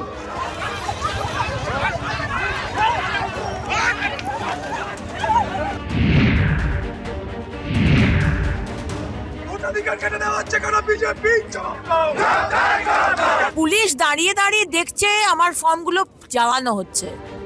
মুর্শিদাবাদের লালবাগে সোমবার মহকুমা শাসকের দপ্তরে ফর্ম 7 জমা দিতে যান বিজেপি নেতাকর্মীরা। তখনই পরিস্থিতি উত্তপ্ত হয়ে ওঠে। তৃণমূলের অভিযোগ, বিজেপির আনা ফর্মগুলি অবৈধ। অভিযোগ, এরপরই ফর্ম কেড়ে নিয়ে সেই ফর্ম পুড়িয়ে দেওয়া হয়। পুলিশের সামনে এভাবে থার্নিক নিয়ে ভাঙচুর করা হয় গাড়ি। অভিযোগ, বিজেপির জেলা সভাপতি সৌমেন মণ্ডলের গাড়ি ভাঙচুর করা হয়। যে সমস্ত মৃত ভোটার বা অবৈধ ভোটারের নাম থেকেছে তাদের বিরুদ্ধে ফর্ম 7 জমা করে অভিযোগ জানাতে গেছিল, সেখানে তৃণমূল নেত্রী সাউনি সিংহ রায়ের নেতৃত্বে বিভিন্ন এলাকা থেকে দুষ্কৃতীদের এনে এসডিও অফিসে তাণ্ডব চালিয়েছে। যে বাজারে আলু, সবজি, পটল কেনা হয় সেই বাজারের ব্যাগে ভর্তি ভর্তি করে এই গাড়িতে করে 7 ফর্ম নিয়ে এসেছিলেন এখানে জমা দেবে, মানুষকে হয়রানি করার জন্য। ফর্ম 7 জমা ঘিরে সোমবার রণক্ষেত্রের পরিস্থিতি তৈরি হয় দুর্গাপুর মহকুমা শাসকের দপ্তরে। লাঠি বাঁশ নিয়ে চলে মার। অবৈধ ভোটার, রোহিঙ্গা ভোটার, মৃত ভোটার, এই ভোটের জন্য তারা ক্ষমতা টিকে আছেন। আর আজকে শেষ তারিখ ছিল, তৃণমূল কংগ্রেস এবং সিপিএম যৌথভাবে এসডিও নেতৃত্বে, পুলিশের নেতৃত্বে পুরো দুর্গাপুরে গুন্ডাবাহিনীকে সাথে নিয়ে এসে পরে গেট ঘেরা করে গেছে। আমার কথা ফর্ম 7, আমি ভারতীয়, আমি এখানে বসবাস করেছি, তাহলে আমার নাম যদি ফর্ম দিতে বাদ দিতে যায়, আমি চেক করব, তাতে হচ্ছে যা কথা শোনার যা হওয়ার সেটা হবে। বিজেপির কিছু মানে স্থানীয় নেতাদের নির্বাচন কমিশন আর বিজেপির ওপরতলা নেতারা তারা হচ্ছে লেলিয়ে দিচ্ছে, তাদের হচ্ছে নিরাপত্তা পর্যন্ত দিতে পারছে না। অন্যদিকে পূর্ব বর্ধমানের কালনায় ফর্ম 7 জমা ঘিরে মহকুমা শাসকের দফতরেও বাদানুবাদে জড়িয়ে পড়েন তৃণমূল বিজেপি দুই দলের সমর্থকরা। পুলিশের সামনেই স্লোগান দিতে থাকে দুপক্ষ। ভোটার তালিকায় নাম বাদ দেওয়ার একটি আবেদনপত্র হলো ফর্ম 7। কোনো ব্যক্তির মৃত্যু হলে, কারো স্থায়ী ঠিকানার বদল হলে বা ভোটারের একাধিক জায়গায় নাম থাকলে এই আবেদনপত্রের মাধ্যমে নাম বাদের আবেদন করা যায়। এখন সেই ফর্ম জমা নিয়ে সংঘাত তুঙ্গে উঠল। মনোজ বন্দ্যোপাধ্যায়, রাজীব চৌধুরী ও রানা দাসের রিপোর্ট, এবিপি আনন্দ। দেখুন, আমরা স্টুডিওতে বারবার ওই হোয়াটসঅ্যাপ ইউনিভার্সিটি নিয়ে ঠাট্টা করি। বাংলায় আগে একটা প্রবাদ ছিল, অল্প বিদ্যা ভয়ঙ্করী। আজ হোয়াটসঅ্যাপ ইউনিভার্সিটির শিক্ষা কার্যত সেই একই পরিভাষা, আধুনিক পরিভাষায় তার সমর্থক। কিন্তু দেখুন, সুপ্রিম কোর্টকেও আজকে বলতে হলো যে জাতীয় নির্বাচন কমিশন যেন হোয়াটসঅ্যাপের মাধ্যমে নির্দেশিকা জারি না করে, নির্দেশ জারি করতে হবে শুধুমাত্র সার্কুলার দিয়ে। এই আরও বিএলওরা বহুদিন ধরে এই অভিযোগ করছিলেন যে মধ্যরাতে নতুন নতুন হোয়াটসঅ্যাপে তাদের কাছে সরকারি নির্দেশ আসে। আজকে স্বপনদা স্টুডিওতে আছেন, তিনি নিশ্চয়ই বলবেন এই অভিজ্ঞতা তাদেরও আছে কিনা। কিন্তু আজ সুপ্রিম কোর্টও কার্যত সেইখানে এই শুনানিতে সুপ্রিম কোর্টের বক্তব্যে তা আরও একবার যেন প্রমাণ হয়ে গেল। আমার পরের বক্তা কৌস্তুভের কাছে যাব। কৌস্তুভ, একটা সাংবিধানিক সংস্থা সার্কুলার জারি না করে হোয়াটসঅ্যাপের মাধ্যমে কাজ করবে কেন? আর সুপ্রিম কোর্টকেই বা কেন ইসিকে তার ন্যূনতম সরকারি কর্তব্যটুকু মনে করিয়ে দিতে হবে? এটাই কি স্বচ্ছতার অভাবের সব থেকে বড় প্রমাণ নয়? WhatsApp university. প্রথমে আমি বলবো, আনপ্ল্যান্ড এসআইআর, প্রতিদিন নতুন নতুন নিয়ম, নতুন নতুন সার্কুলার, এবং সেটা হোয়াটসঅ্যাপের মাধ্যমে। ইডি খানিকটা সবুজ ফাইলটা বেছে দিয়ে দিদিকে সাহায্য করে দিল, আর বেনজির ফাউল করে মানুষকে হয়রানি করে দিদিকে ইলেকশন কমিশন সুবিধা করে দিচ্ছে। আচ্ছা, তৃণমূল কংগ্রেস বলছে কি কোর্টে জিতে গেছি। আচ্ছা, কোর্ট কি শুধু ইসিআর কান মুলেছে? ইসিআর তো কান মুলেছেই। কোর্ট তৃণমূল কংগ্রেসকে বলেনি, হ্যাঁ, পুলিশের নিষ্ক্রিয়তার কথা বলেনি। কোর্ট কি বলেছে? সুপ্রিম কোর্ট কি বলেছে? চারটে দাবি আজ তৃণমূলের স্বীকৃত হয়েছে। না না, অ্যাডমিট কার্ডের দাবি আমরা করেছিলাম, তৃণমূল খুঁজে দেখাক না। অ্যাডমিট কার্ডের দাবি তৃণমূল কংগ্রেস করেনি, আমরা করেছিলাম। আমি বলেন সুপ্রিম কোর্ট কি বলেছে? যে ডিজিপিকে হিয়ারিংয়ে নিরাপত্তার ব্যবস্থা করতে হবে। আচ্ছা, ও ডিজিপি না, রাজ্যের জেনারেল সেক্রেটারি ঘুরে বেড়াচ্ছে, তৃণমূলের ভাইপো ঘুরে বেড়াচ্ছে। আর ও ডিজিপি না, ও DGS, deputy general secretary of Trinamool Congress Rajiv Kumar. ও কার কথা শুনবে? কোর্টের কথা শুনবে? নিরাপত্তা দেবে? কিসের নিরাপত্তা? কখন নিরাপত্তা? দেখছি তো 7 ফর্ম নিয়ে কি যা হচ্ছে, হিয়ারিংয়ের সেন্টারগুলোতে কী অবস্থা করেছে তৃণমূল কংগ্রেস, আমরা জানি তো। কিন্তু কথা এটা না, কথাটা হচ্ছে BLA 2। আমরা প্রথম থেকে বলেছি BLA 2কে হিয়ারিংয়ে থাকতে দিতে হবে, অধিকার আছে BLA 2 থাকার। কিন্তু BLA 2 অ্যাডমিট কার্ড যদি না হতো তাহলে BLA 2 থেকে কি করতো? লজিক্যাল ডিসপ্লেসমেন্টসের লিস্ট। আমি বলছি সুপ্রিম কোর্টকে বলতে হলো কেন সুমনদা? আগে কেন রিসিট দেওয়া হলো না? আগে কেন লজিক্যাল ডিসপ্লেসমেন্টসের লিস্ট কেন আগে প্রকাশিত হলো না? আচ্ছা, রাম ব্যানার্জির নাম শুভ ব্যানার্জি হতে পারে, শুভ বন্দ্যোপাধ্যায় হতে পারে না? কি কারণ? এইগুলোর জন্য শুনানিতে যেতে হবে কেন? রাজ্যের নির্বাচন কমিশনের অফিসাররা, আমি বলছি ইসিআই এতদিন একবারও বলেনি তো রাজ্যের নির্বাচন কমিশনের অফিসাররা অসহযোগিতা করেছে, একটা এফআইআর নেই, একটা অভিযোগ নেই। আজকে কি বলছেন বিজেপির নেতারা আমি বুঝতে পারছি না। কিন্তু একথা ঠিক সুমনদা, টেকনিক্যাল প্রশ্নে মানুষ বলেছে যে আপনারা যা স্ক্যান করছেন বিএলওদের, আপনারা টেক্সট ফর্মে স্ক্যান করছেন না, আপনারা ইমেজ ফর্মে স্ক্যান করছেন। এবং সুমনদা, গন্ডগোলের মূল সূত্র হচ্ছে টেক্সট ফর্মে স্ক্যান না করে ইমেজ ফর্মে স্ক্যান করাতে হার্ড কপি মিলছে, কিন্তু সফট কপি মিলছে না। আর সফট কপি মিলছে না বলে ব্যাপকভাবে সাধারণ মানুষ, গরিব মানুষ, বয়স্ক মানুষ তাদের হয়রানির শিকার হতে হয়েছে নির্বাচন কমিশনের অপদর্থতার কারণে। এবং সেই সুযোগ খানিকটা তৃণমূল কংগ্রেস রাজনৈতিকভাবে ব্যবহার করে নিচ্ছে, যেটা অত্যন্ত খারাপ। আমি বলছি শুনানির স্থান, ভেনিউ কেন লোকালি হবে না? বিজেপি তারা বিভিন্ন নির্বাচন কমিশনের দপ্তরে গিয়ে দাবি করছে যে সেন্ট্রালি নির্বাচন কমিশনকে হচ্ছে একটা জায়গায় হচ্ছে হিয়ারিং করতে হবে। এটা কোনোদিন হয়? আরে এভাবে ভোটে জেতা যায়? তৃণমূলকে হারানো যায়? লোকালি সাধারণ মানুষের তারা হিয়ারিংয়ে যাবে সেন্ট্রালি? একটা ওয়ার্ডে 10,000 15,000 লোককে ডাকছেন, 20,000 লোককে ডাকছেন একটা সেন্টার করে, এর কোনো মানে আছে নাকি?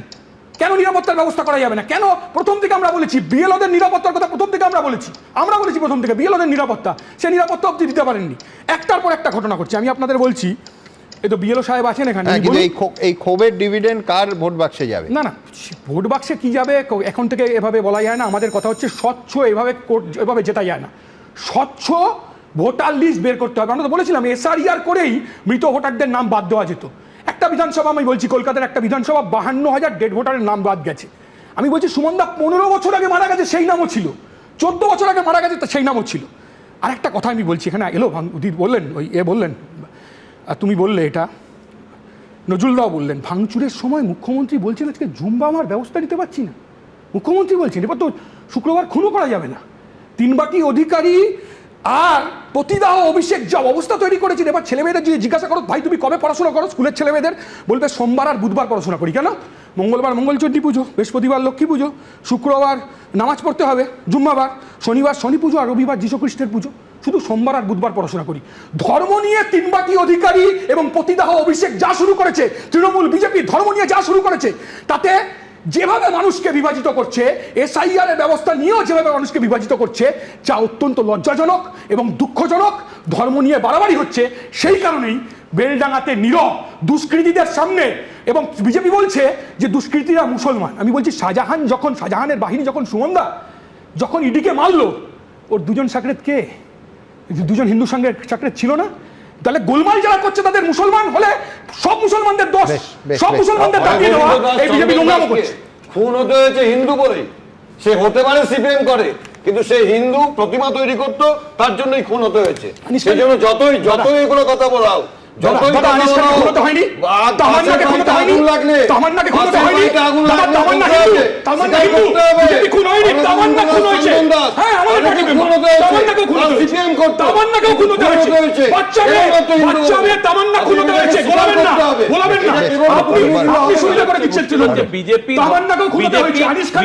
রক্তের রঙের মধ্যে হিন্দু মুসলমান খোঁজে, কারণ এটাই বিজেপি রাজনীতি। অন্য কিছু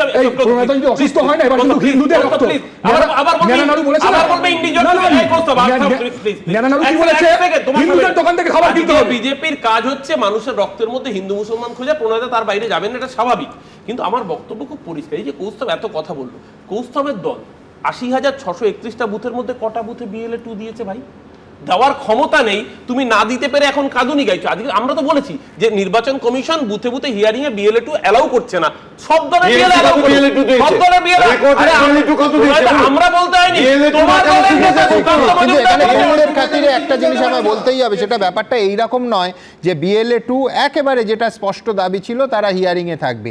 আজকে সুপ্রিম কোর্ট যেটা বলেছেন সেটা হচ্ছে যদি যাকে শুনানিতে ডাকা হয়েছে তিনি মনে করেন যে তার সঙ্গে BLA 2 তিনি অথরাইজ করে দেন, বা তার কোনো আইনজীবী বা তার কোনো পরিবারের সদস্য যেতে পারেন, BLA 2 হিসেবে ব্ল্যাঙ্কেট অর্ডার দেননি।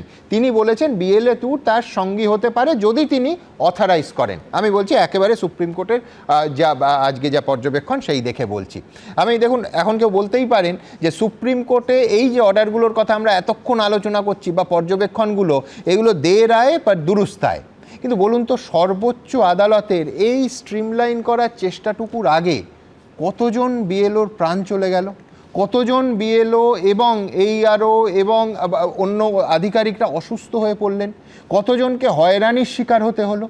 আজ সুপ্রিম কোর্টের চাপে এই একেবারে শেষ বেলায় এসে, আমি বারবার এটা বলছি, যখন আর মাত্র কয়েকটা দিন বাকি আছে, এই সুপ্রিম কোর্টের চাপে যেটুকু করতে হচ্ছে সেটুকু যদি আগে শুরু করা যেত, তাহলে আমার পরের বক্তা যেহেতু স্বপনবাবু, আপনাদের ওপর চাপ যেরকম কমে যেত, সেরকম এই অশান্তির বাতাবরণ হয়তো সৃষ্টি হতো না, এবং অনেক সুষ্ঠুভাবে SIR এর মতো একটা জরুরি গণতান্ত্রিক প্রক্রিয়া সম্পন্ন হতে পারত।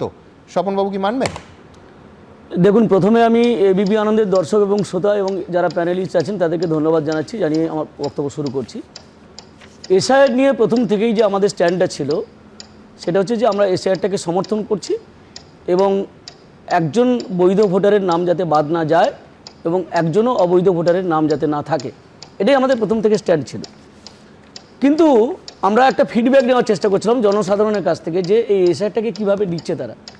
প্রথমে কিন্তু আমরা দেখেছিলাম যে মানুষের মধ্যে কিন্তু বেশ ভালো উৎসাহ আছে, এবং তারা রাজনীতি নির্বিশেষে, দলমত নির্বিশেষে ম্যাক্সিমাম লোকই কিন্তু সমর্থন করেছিলেন। কিন্তু যত দিন যাচ্ছে, এনুমারেশন পর্ব যখন শেষ হয়ে গেল, তারপরে যখন হিয়ারিংটা শুরু হলো, আস্তে আস্তে আস্তে আস্তে কিন্তু মানুষের মধ্যে একটা অসন্তোষ দেখা দিচ্ছে, এবং সেটা স্বাভাবিক। কারণ নির্বাচন কমিশনের কোনো ভুলে বা নির্বাচন কমিশনের গাফিলতিতে, তাদের কোনো ঘাটতি থাকার ফলে যদি মানুষকে হয়রানির শিকার হতে হয়, বিশেষ করে প্রযুক্তিগত কারণে যদি হয়রানির শিকার হতে হয় তাহলে তো মানুষের ক্ষোভ বাড়বেই। কিছুটা সাবোতেজ আমাদের রাজ্যে আছে, এটা ঘটনা, এটা অস্বীকার করা যাবে না। যেমন আপনাকে একটা উদাহরণ দিই আমি, মাননীয় অর্থনীতিবিদ এবং নোবেল লরিয়েট যে অমর্ত্য সেনকে নিয়ে যে বিতর্কটা তৈরি হলো, এটা ইচ্ছাকৃতভাবে তৈরি করা। কারণটা আমি বলছি আপনাকে, সেটা হচ্ছে যে নির্বাচন কমিশনের গাইডলাইন আগে থেকেই ছিল, নতুন করে দেওয়া নয়, কিন্তু সেখানে বলা ছিল যে অ্যাবাভ 85 হলে তাদেরকে এজেড ধরা হবে, তাদেরকে কোনো মতে নোটিশ ধরানো যাবে না। তার বাড়িতে বিএলও এবং একদম হ্যাঁ বিএলও এবং ইআরও যাবেন, একদম তারা গিয়ে তার কাছ থেকে তথ্য সংগ্রহ করে বিএলও অ্যাপে আপলোড করে দেবে। অথচ স্বতঃপ্রণোদিতভাবে ওই ইআরও এবং ওই বিএলও খুব উৎসাহী হয়ে পরবর্তীকালে আমরা খোঁজ নিয়েছিলাম যে কারোর সঙ্গে পরামর্শ করে গেছে, গিয়ে ওনাকে কিন্তু নোটিশটা ধরিয়ে সঙ্গে সঙ্গে মিডিয়াতে খাইয়ে দিল। তাহলে সবাই বলতে শুরু করলো, দেখো অমর্ত্য সেনকে নোটিশ দেওয়া হয়েছে, এটা তো আমরা নিজেরাও সমর্থন করি। বাবু, আমি বলছি আমার এর পরের প্রশ্নটাই হবে, আপনার এই মারাত্মক অভিযোগ যদি সত্যি হয়, নির্বাচন কমিশন ওই ইআরও এবং বিএলওর বিরুদ্ধে কি ব্যবস্থা নিয়েছে? এক্স্যাক্টলি আমরা তার পরেই যখন ডেপুটেশন দিতে গিয়েছিলাম, আমরা সিওকে বলেছিলাম যে এই ইআরও এবং এই যে বিএলও এই পদক্ষেপটা নিলেন আপনার গাইডলাইনকে ভায়োলেট করে, আপনারা কি ব্যবস্থা নিয়েছেন? কোনো উত্তর কিন্তু পাইনি। প্রশ্নটা হচ্ছে এই জায়গাতে, তাহলে নির্বাচন কমিশন কি ভূমিকাটা নিচ্ছে? তা আমরা সবসময় চাইছিলাম যে নিরপেক্ষ ভূমিকা। দেখুন, আমরা অনেকগুলো ভালো ভালো প্রস্তাব দিয়েছি। আজকে অরূপবাবু বললেন যে এই যে রিসিপ্ট দেওয়ার কথা বলছেন, কয়েকটা রাজনৈতিক দলও বলেছে এটা ঘটনা। আমার পরিষ্কার মনে আছে, আমি এখনই মোবাইল থেকে চিঠিটা বের করে দেখছিলাম, 31শে ডিসেম্বর আমরা ডেপুটেশন দিতে গিয়েছিলাম। মামলা কবে হয়েছে আমি জানি না, আমার ডেটটা মনে নেই। 31শে ডিসেম্বর আমরা ডেপুটেশন দিতে গেছিলাম। আমাদের প্রধান এবং প্রথম দাবি ছিল, আমরা ফিডব্যাক তো পাচ্ছিলাম বিভিন্ন জায়গা থেকে, যে ইচ্ছে করে ইআরওরা কিন্তু হ্যারাস করছেন হিয়ারিংয়ের সময়, এবং তারা কিন্তু মানে স্বীকার করছে না, ধরুন কী ডকুমেন্টস তার কাছ থেকে নিচ্ছে, তারা নিজেরাই আশঙ্কার মধ্যে আছেন। আমরা বলেছিলাম যে আপনি একটা ইসিআইকে চিঠি লিখুন এবং সেখানে পরিষ্কার করে গাইডলাইন দেওয়ার চেষ্টা করুন, যাতে প্রত্যেককে রিসিপ্ট দেওয়া হয়। পরবর্তীকালে ভবিষ্যতে রেফারেন্স হিসাবে তারা যেন কোনো কমপ্লেন করতে পারে ইলেকশন কমিশনের বিরুদ্ধে, কিন্তু সেই ব্যবস্থা নেওয়া হয়নি। আমরা এই 16 তারিখেই ডেপুটেশন দিতে গিয়ে আমরা বলেছিলাম যে লজিক্যাল ডিসক্রিপেন্সি নামক যে দৈত্যটা আপনারা তৈরি করেছেন আর কি, এবং এআই এর ফলে, এআই যে সফটওয়্যারের কথা আপনি যেটা বলছিলেন, তার ফলে যে মানুষের এই যে হয়রানি হচ্ছে, এটা তো আমরা সমর্থন করি না।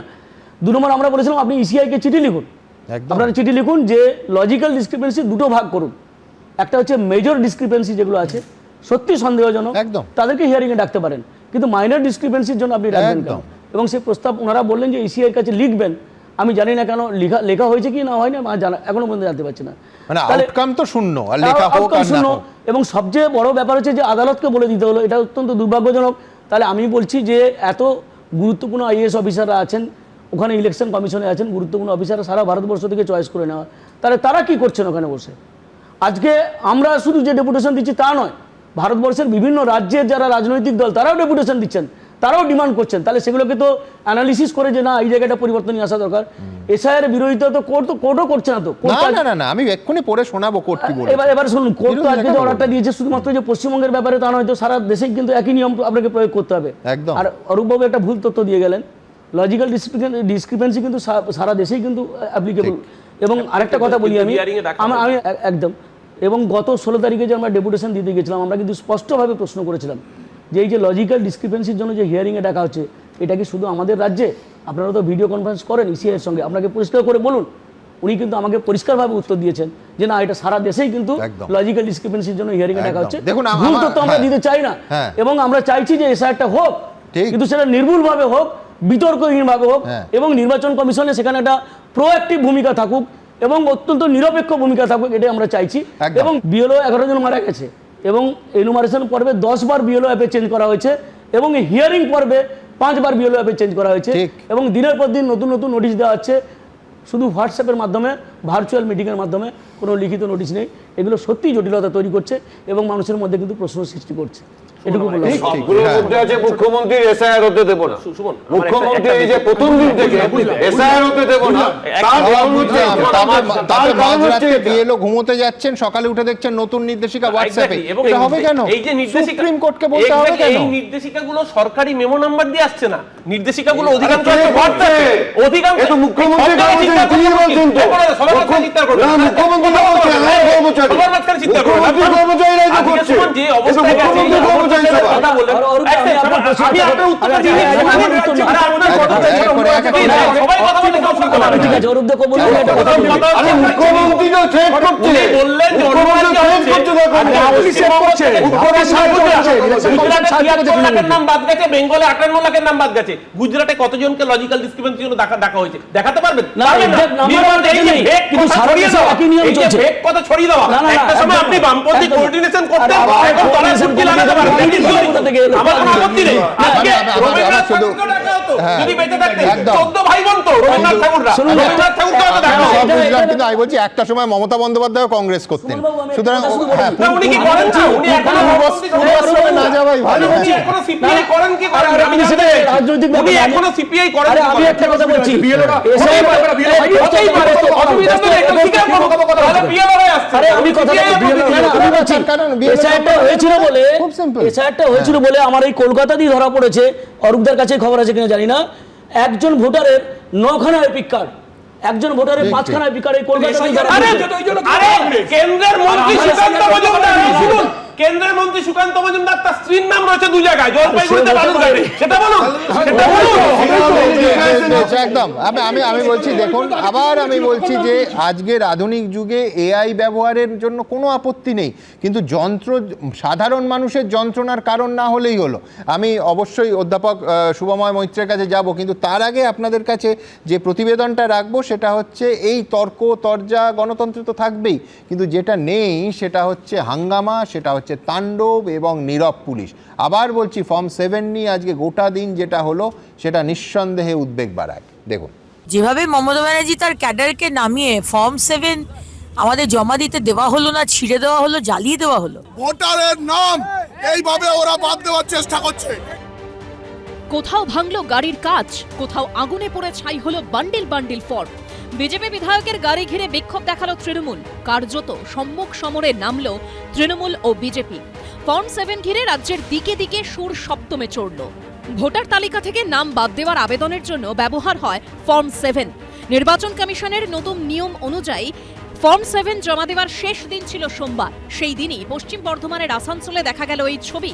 বিজেপি তৃণমূলের মধ্যে কার্যত খণ্ডযুদ্ধ। এগুলো আমরা সহ্য করব না। ইলেকশন কমিশন আপনি দেখুন মিস্টার জ্ঞানেশ কুমার কি করবেন। এইভাবে এসআইআর ফর্ম এইভাবে মারামারি করে আমরা জমা দিতে পারবো না। আমরা ভারতীয় নই, আমাদের জ্ঞানেশ কুমারকে প্রমাণ দিতে হবে যে আমরা ভারতীয়। কিভাবে চক্রান্ত চলছে?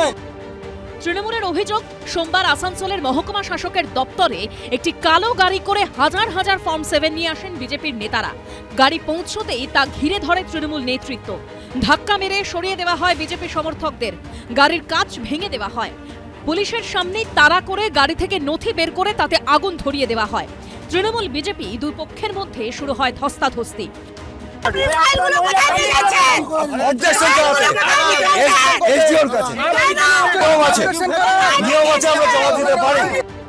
পরে বিজেপি বিধায়ক অগ্নিমিত্রা পাল এলে তাঁকে ঘিরেও শুরু হয় আরেক প্রস্ত বিক্ষোভ। নদিয়ার কল্যাণীতেও মহকুমা শাসকের অফিসের বাইরে প্রবল উত্তেজনা ছড়ায়। বিজেপি বিধায়ক অম্বিকা রায়ের গাড়ি ঘিরে বিক্ষোভ দেখায় তৃণমূলের একাংশ। উত্তর 24 পরগনার বনগাঁয় আবার বিজেপি বিধায়ক অশোক কীর্তনিয়ার ফর্ম 7 জমা দেওয়া নিয়ে ফের বিক্ষোভ দেখায় তৃণমূলের একাংশ। বেশ কিছু ফর্ম ছিঁড়ে দেন তৃণমূল কর্মীরা।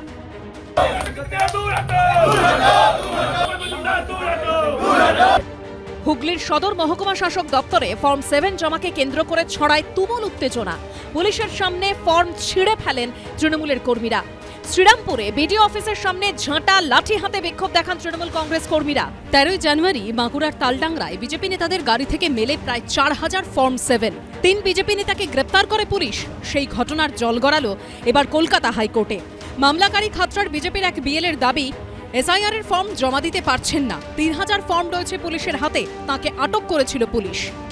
তৃণমূলের নেতৃত্বে বিভিন্ন জায়গায় গোলমাল হয়েছে। জ্ঞানেশ কুমারকে দিল্লি থেকে এখানে এসে পৌঁছতে হবে, এখানে এসে দেখুন কি চলছে। আমরা এই ব্যবস্থার অতি দ্রুত অবসান চাই। আমরা মনে করি যে এভাবে আর হতে পারে না, পুরো ব্যবস্থাটা প্রহসনে পরিণত হতে চলেছে। বাল্ক নিয়ে যাওয়া যায় না, এটাই হচ্ছে নিয়ম ইসিআই এর ম্যানুয়াল অনুযায়ী। সাধারণ মানুষকে এত ভাবে তাদের বিরক্ত করছে, বিধ্বস্ত করছে, সাধারণ মানুষও তো খেপে যাচ্ছেন এর জন্য। সেই জন্য হয়তো কোথাও এই বাল্ক নিয়ে যাওয়ার বিরুদ্ধে তারা রুখে দাঁড়িয়েছে। মঙ্গলবার এই মামলার শুনানি হবে। দিকে দিকে এই পরিস্থিতির মধ্যেই সোমবার মুখ্য নির্বাচনী আধিকারিকের দপ্তরে গিয়ে ফর্ম 7 জমা দেওয়ার সময়সীমা 7 দিন বাড়ানোর আর্জি জানিয়েছে বিজেপি। ফর্ম 7 ঘিরে গত কয়েকদিন ধরে উত্তাল রাজ্য রাজনীতি। নির্বাচন কমিশন স্পষ্ট করে জানিয়েছে, একজন ভোটার ইচ্ছেমতো যতবার খুশি অন্য যে কোনো ভোটারের ফর্ম 7 জমা দিতে পারেন। কৌশিক গাঁতাইত, সুজিত মণ্ডল ও সৌরভ বন্দ্যোপাধ্যায়ের রিপোর্ট, এবিপি আনন্দ। দেখুন, আমি বারবার বলবো যে সুপ্রিম কোর্ট আজ যেটা বলেছে, যেটা বলতে বাধ্য হয়েছে, ইনফ্যাক্ট সুপ্রিম কোর্টকে আজ যেটা বলতে হয়েছে এইভাবে বলাটা ভালো, সেটা আমরা প্রত্যেকে জানি। কিন্তু আরও একবার জাতীয় নির্বাচন কমিশনকে মনে করিয়ে দিতে হবে কেন? আজকে মাননীয় সুপ্রিম কোর্টের প্রধান বিচারপতি সূর্যকান্ত বলছেন, criteria is not deleting the name but correcting the error. Correction has to be done in a transparent manner without any inconvenience to the voter. আমি বলছি এর থেকে সার সত্য গোটা প্রক্রিয়াটাতে আপনি কোথাও খুঁজে পাবেন না। একেবারে দুটি কথায় সুপ্রিম কোর্টের মাননীয় প্রধান বিচারপতি আজ পরিষ্কার করে দিয়েছেন। আমরা সবাই জানি নির্বাচন কমিশনের এটাই মেনে চলার কথা। রাজনৈতিক দলগুলো এই মেনে চলার রাস্তাটাকেই সম্মান জানানোর কথা। কিন্তু শুভময়দার কাছে আমার প্রশ্ন থাকবে যে এইখানেই সমস্যা, যে যেটা আমরা সবাই জানি, যেটা হওয়ার কথা সেটাই এই দেশে এবং এই রাজ্যে হয় না বলে আবার মাননীয় বিচারপতিকে মনে করিয়ে দিতে হয়, criteria is not deleting the name but correcting the error. Correction has to be done in a transparent manner without any inconvenience to the voter. সার কথা দুটি বাক্যে বলে দিলেন। আমরা কেউ জানি না, জানতাম না। সুমনবাবু, আমরা মানে মোটের ওপর যারা আমজনতা, তাদের যে ভাবনাগুলো, সেই ভাবনাগুলো অনেক সময়ই দেখি যে আমাদের উচ্চতম আদালতের সঙ্গে মেলে, অনেক সময় আপনাদের যে সম্পাদকীয় ভাবনা তার সঙ্গে মেলে। আমরা বারবার করে কি বলেছি, টুকটাক যে লেখার সুযোগ হয় দেশেও, নভেম্বর মাসের মাঝখানে আমরা লিখেছি যে এই যে নিবিড় এবং বিশেষ সংশোধনী আমরা চাই গণতন্ত্র রক্ষার জন্যে, একই সঙ্গে দেখতে হবে যেন এটা বিশেষ এবং নিবিড় হয়রানিতে পরিবর্তন না হয়। বারবার করে এই কথা আমরা বলেছি। আজকের দিনে আমাদের গণতন্ত্রের অনেকগুলি স্তম্ভ আছে, তার মধ্যে সংবাদ মাধ্যম এবং আমাদের যে বিচার ব্যবস্থা। এবং সবচেয়ে গর্বের কথা, আজকের বেঞ্চে মহামান্য বিচারপতিদের মধ্যে দুজন বাঙালিও ছিলেন, একদম, এবং তারা এত সঠিক সহজভাবে যে কথাগুলি বলেছেন, সেই কথাগুলি আমরা চাই রাজনৈতিক দলগুলি বুঝুন। বিচারপতি দত্ত এবং মাননীয় বিচারপতি জয়মাল্য বাগচি মহাশয়। এবং আমরা কেন চাই, কারণ আমি বলছি, স্বপনবাবু যখন একটা কথা বলছেন তখন অরূপবাবু বলছেন যে তিনি বাম থেকে রাম হচ্ছেন কিনা, তখন আমাদের সত্যিই মনে হচ্ছে যে কে বামমোহন থেকে রামমোহন হলো, কোথায় সতীদাহ থেকে পতিদাহ হলো। এই আলোচনাগুলোর মধ্যে আমরা ঢুকে পড়তে সত্যিই পারি, কিন্তু এর বাইরে দাঁড়িয়ে যে হয়রানিগুলো হচ্ছে সেই জায়গায় বিশ্বনাথ দাও একটু আগে হিন্টস দিচ্ছিলেন যে এগুলো কিন্তু আমাদের ভবিতব্য। আধার কার্ডের সময়ও একই জিনিস হয়েছে। এবং এই যে কানমোলা, থাপ্পড়, একদল আরেক দলকে বলছেন, খুব সুন্দরভাবে বলছেন, কিন্তু তারা কিন্তু একদল আরেক দলকে মারছেন না, তারা একসঙ্গেই আছেন। কানমোলা, থাপ্পড় এগুলো সব আমরা খাচ্ছি সুমনবাবু, লাইনে আমাদের দাঁড়াতে হচ্ছে। ফলে এই জায়গায় তৃণমূল বিজেপির যে এক্সচেঞ্জ অফার, তার বাইরে দাঁড়িয়ে রাজনীতিবিদরা যেটা করাচ্ছেন সেটা হচ্ছে গাড়িতে থানির দিয়ে চুরমার করে দেয়া হচ্ছে। এবং বেশ অবাক হয়ে গেলাম যে মানে পুলিশ দেখছে যে থানির দিয়ে তারা মারছেন, মানে কি কোমল পুলিশ আর কি। শিক্ষক আন্দোলনগুলোর সময় যদি পুলিশরা ওরকম কোমল থাকতেন বড্ড ভালো হতো, তাহলে মাস্টারমশাইদের মার খেতে হতো না। এখন প্রশ্ন হচ্ছে সব কিছু আদালতে যাচ্ছে কেন? তার কারণ কেন্দ্রীয় সরকার এবং রাজ্য সরকার যদি তৃণমূল এবং বিজেপি এবং বিশেষ করে পশ্চিমবঙ্গের বিজেপিতে রূপান্তরিত হয়, তাহলে তাদের মধ্যে যে দ্বান্দ্বিক অবস্থান, সেখানে তো প্রশাসনের জায়গা থাকে না। ফলে তারা যে একসঙ্গে কথা বলবেন এবং বলে বিষয়টির সমাধান করবেন, এই বিষয়টা হচ্ছে না। এবার এইখানে তাহলে কি সবটুকুই অন্ধকার, সবটুকুই কি মাঝরাতে ফুটপাত বদল হচ্ছে হোয়াটসঅ্যাপে? তা কিন্তু নয়। আমার ব্যক্তিগত অভিজ্ঞতা বলে, আমি নিজে যেখানে আছি, আমাকেও কালকে শুনানিতে যেতে হবে, এত কিছু শুনে খুবই ভয় পাচ্ছি। বাড়িতে অসুস্থ মানুষ আছেন, তাদের কি করে নিয়ে যাব? কিন্তু তারই সঙ্গে একেবারে মায়ের মতো একজন বিএলও আছেন, যিনি বারবার করে মানুষের কাছে যাচ্ছেন, কথা বলছেন। তাকে কিন্তু কোনো বামমোহন রামমোহন হতে হচ্ছে না। এবং সত্যিই তো সংবাদ মাধ্যমের তো দায়িত্ব নয় যে প্রতি মুহূর্তে দেখানো শীতের রোদ্দুরটা কত মিষ্টি, তিনটে শালিক কোন ছাতে ঝগড়া করছে। সংবাদ মাধ্যম তো দেখাবে যেই ঘটনাগুলো যার প্রবাবিলিটিটা কম, যেখানে অশান্তি হচ্ছে, যেখানে ভুল হচ্ছে, এবং সেখান থেকে শিক্ষা নিয়েই তো আমাদের ঠিক করে কাজটা করতে হবে। এবং সেই জায়গায় কিন্তু বারবার করে বলতে হবে যে এই যে তৃণমূল বিজেপির তরজার মাঝে নির্বাচন কমিশন তাদের মতো করে একটা চেষ্টা করছেন, পদ্ধতিগত ত্রুটির কথা আমরা বারবার তুলেছি, তারা কেন সেটা এতদিনেও সামলাতে পারছেন না এই নিয়ে প্রশ্ন উঠবে। কিন্তু একই সঙ্গে আমাদের পশ্চিমবঙ্গের হাজার হাজার বিএলও, হাজার হাজার মানুষ চুপচাপ লাইনে দাঁড়াচ্ছেন, তাদের হয়রানিটা কমিয়ে আমরা কিন্তু এই লড়াইটা গণতন্ত্রের জন্য করছি সুমনবাবু।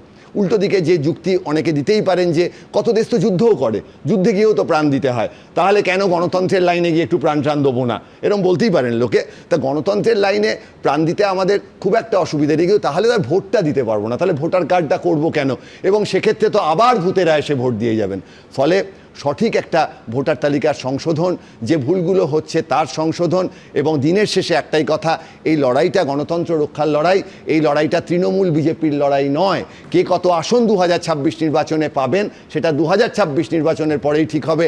আমাদের নামটা ভোটার তালিকায় উঠুক, আর ব্রাজিলের কেঁদো বাঘের নামটা যেন ভোটার তালিকায় না আসে। আমি শুধু দুটো মেজর পলিটিক্যাল পার্টির অবস্থান থেকেই বলছি এসআইআরটা হতে পারে না। তৃণমূল কংগ্রেসের কি অভিযোগ যে এখানে নাম বাদ দেওয়া হচ্ছে, তা তৃণমূল কংগ্রেসটা আমি একসেপ্ট করলাম।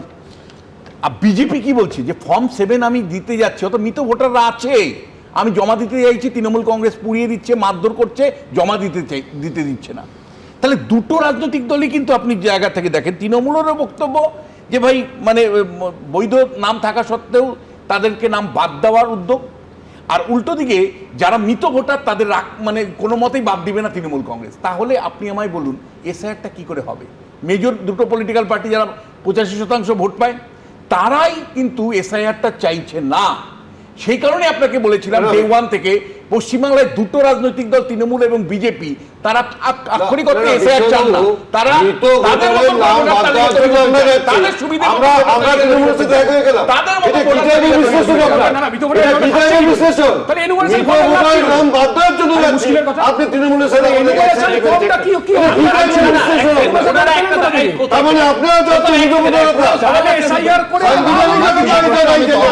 ধরে নিলাম যে এই দুজন কেন কেউ চান না, কোন রাজনৈতিক দল এক সেকেন্ড চায় না যে এসআইআরটা সুষ্ঠুভাবে হোক। আমি বলছি কিন্তু চাইতে তো হবে ইলেকশন, হ্যাঁ ইলেকশন কমিশনকে, তারা চাইলে হবে। ঠিকই মৃত ভোটারদের নাম সবাই বাদ দিতে চাইছে, শুধু সেই মৃত ভোটাররা এসে অভিষেক বন্দ্যোপাধ্যায়ের সাথে র্যাম্পে হেঁটে দেখাচ্ছে যে আমরা মৃত। কিছু ভোটার র্যাম্পে হাঁটছেন আর কিছু ভোটার ভোটের দিন দুপুরে ফেরত আসেন দ্বিজেন বাবুর মতো নিজের ভোটটা দিন।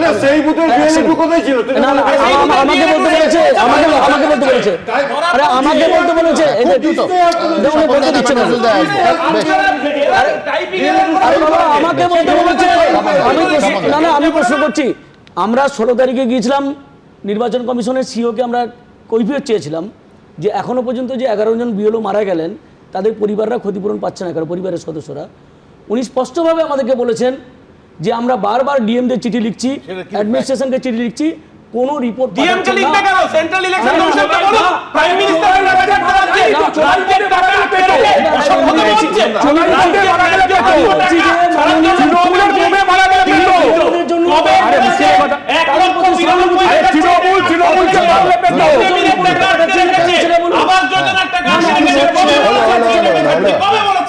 আমাদের দেশের যে আইন আছে, আমাদের প্যানেলিস্টরা তারা যদি একটু দেখে নিতেন যে তাহলে নির্বাচন কমিশনকে লিখতে হবে না ডিএমকে লিখতে হবে, এই প্রশ্নটা তারা তুলতেনই না।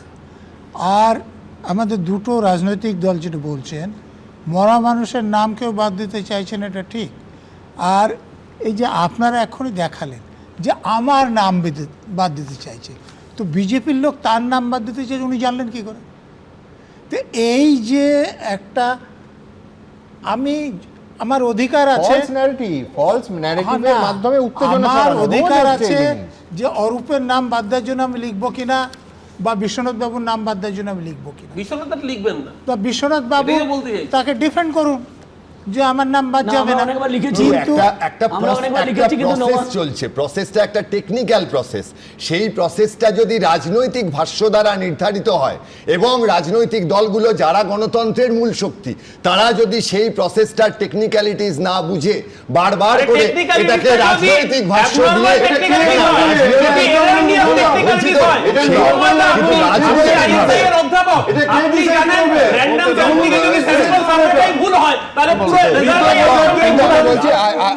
আইএসআই এর অধ্যাপকও এইটা বলবেন না যে আমার কমপ্লেন পেতে পারি, কিন্তু সেই কমপ্লেন খতিয়ে দেখার সুযোগ কেন ইলেকশন কমিশন অফ ইন্ডিয়া পাবেন না? কেন না কেন আমায় শুরুতেই সমস্ত বান্ডিল ধরে জ্বালিয়ে দিতে হবে? কি অসুবিধা আছে? কি অসুবিধা আছে?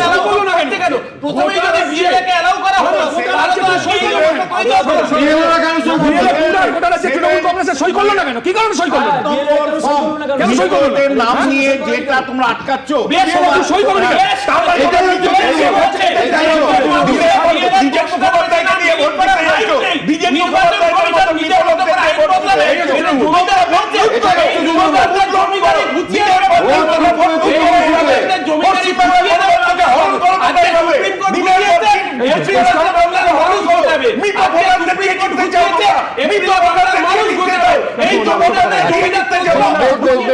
আমি বলছি, আমার একটা কথা বলতে ইচ্ছে করছে, সেটা হচ্ছে বেশ করেছি, কিন্তু আমি বেশ করেছি কি নিয়ে বলতে পারি?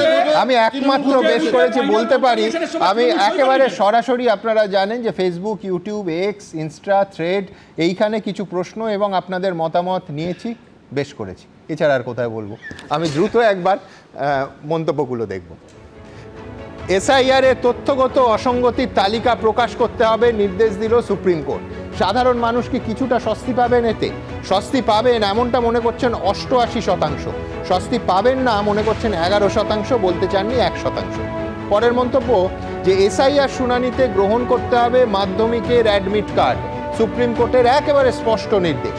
বড় ধাক্কা খেলো নির্বাচন কমিশন, ধাক্কা খেলো এমনটা মনে করছেন 60%, কোনো ধাক্কা খায়নি মনে করছেন 33%, বলতে চাননি 7%। শুনানির সময় আইন শৃঙ্খলার দায়িত্ব ডিজিপির, পর্যাপ্ত কর্মী দেবেন ডিএম। রাজ্য সরকারের উদ্দেশ্যেও বার্তা সুপ্রিম কোর্টে।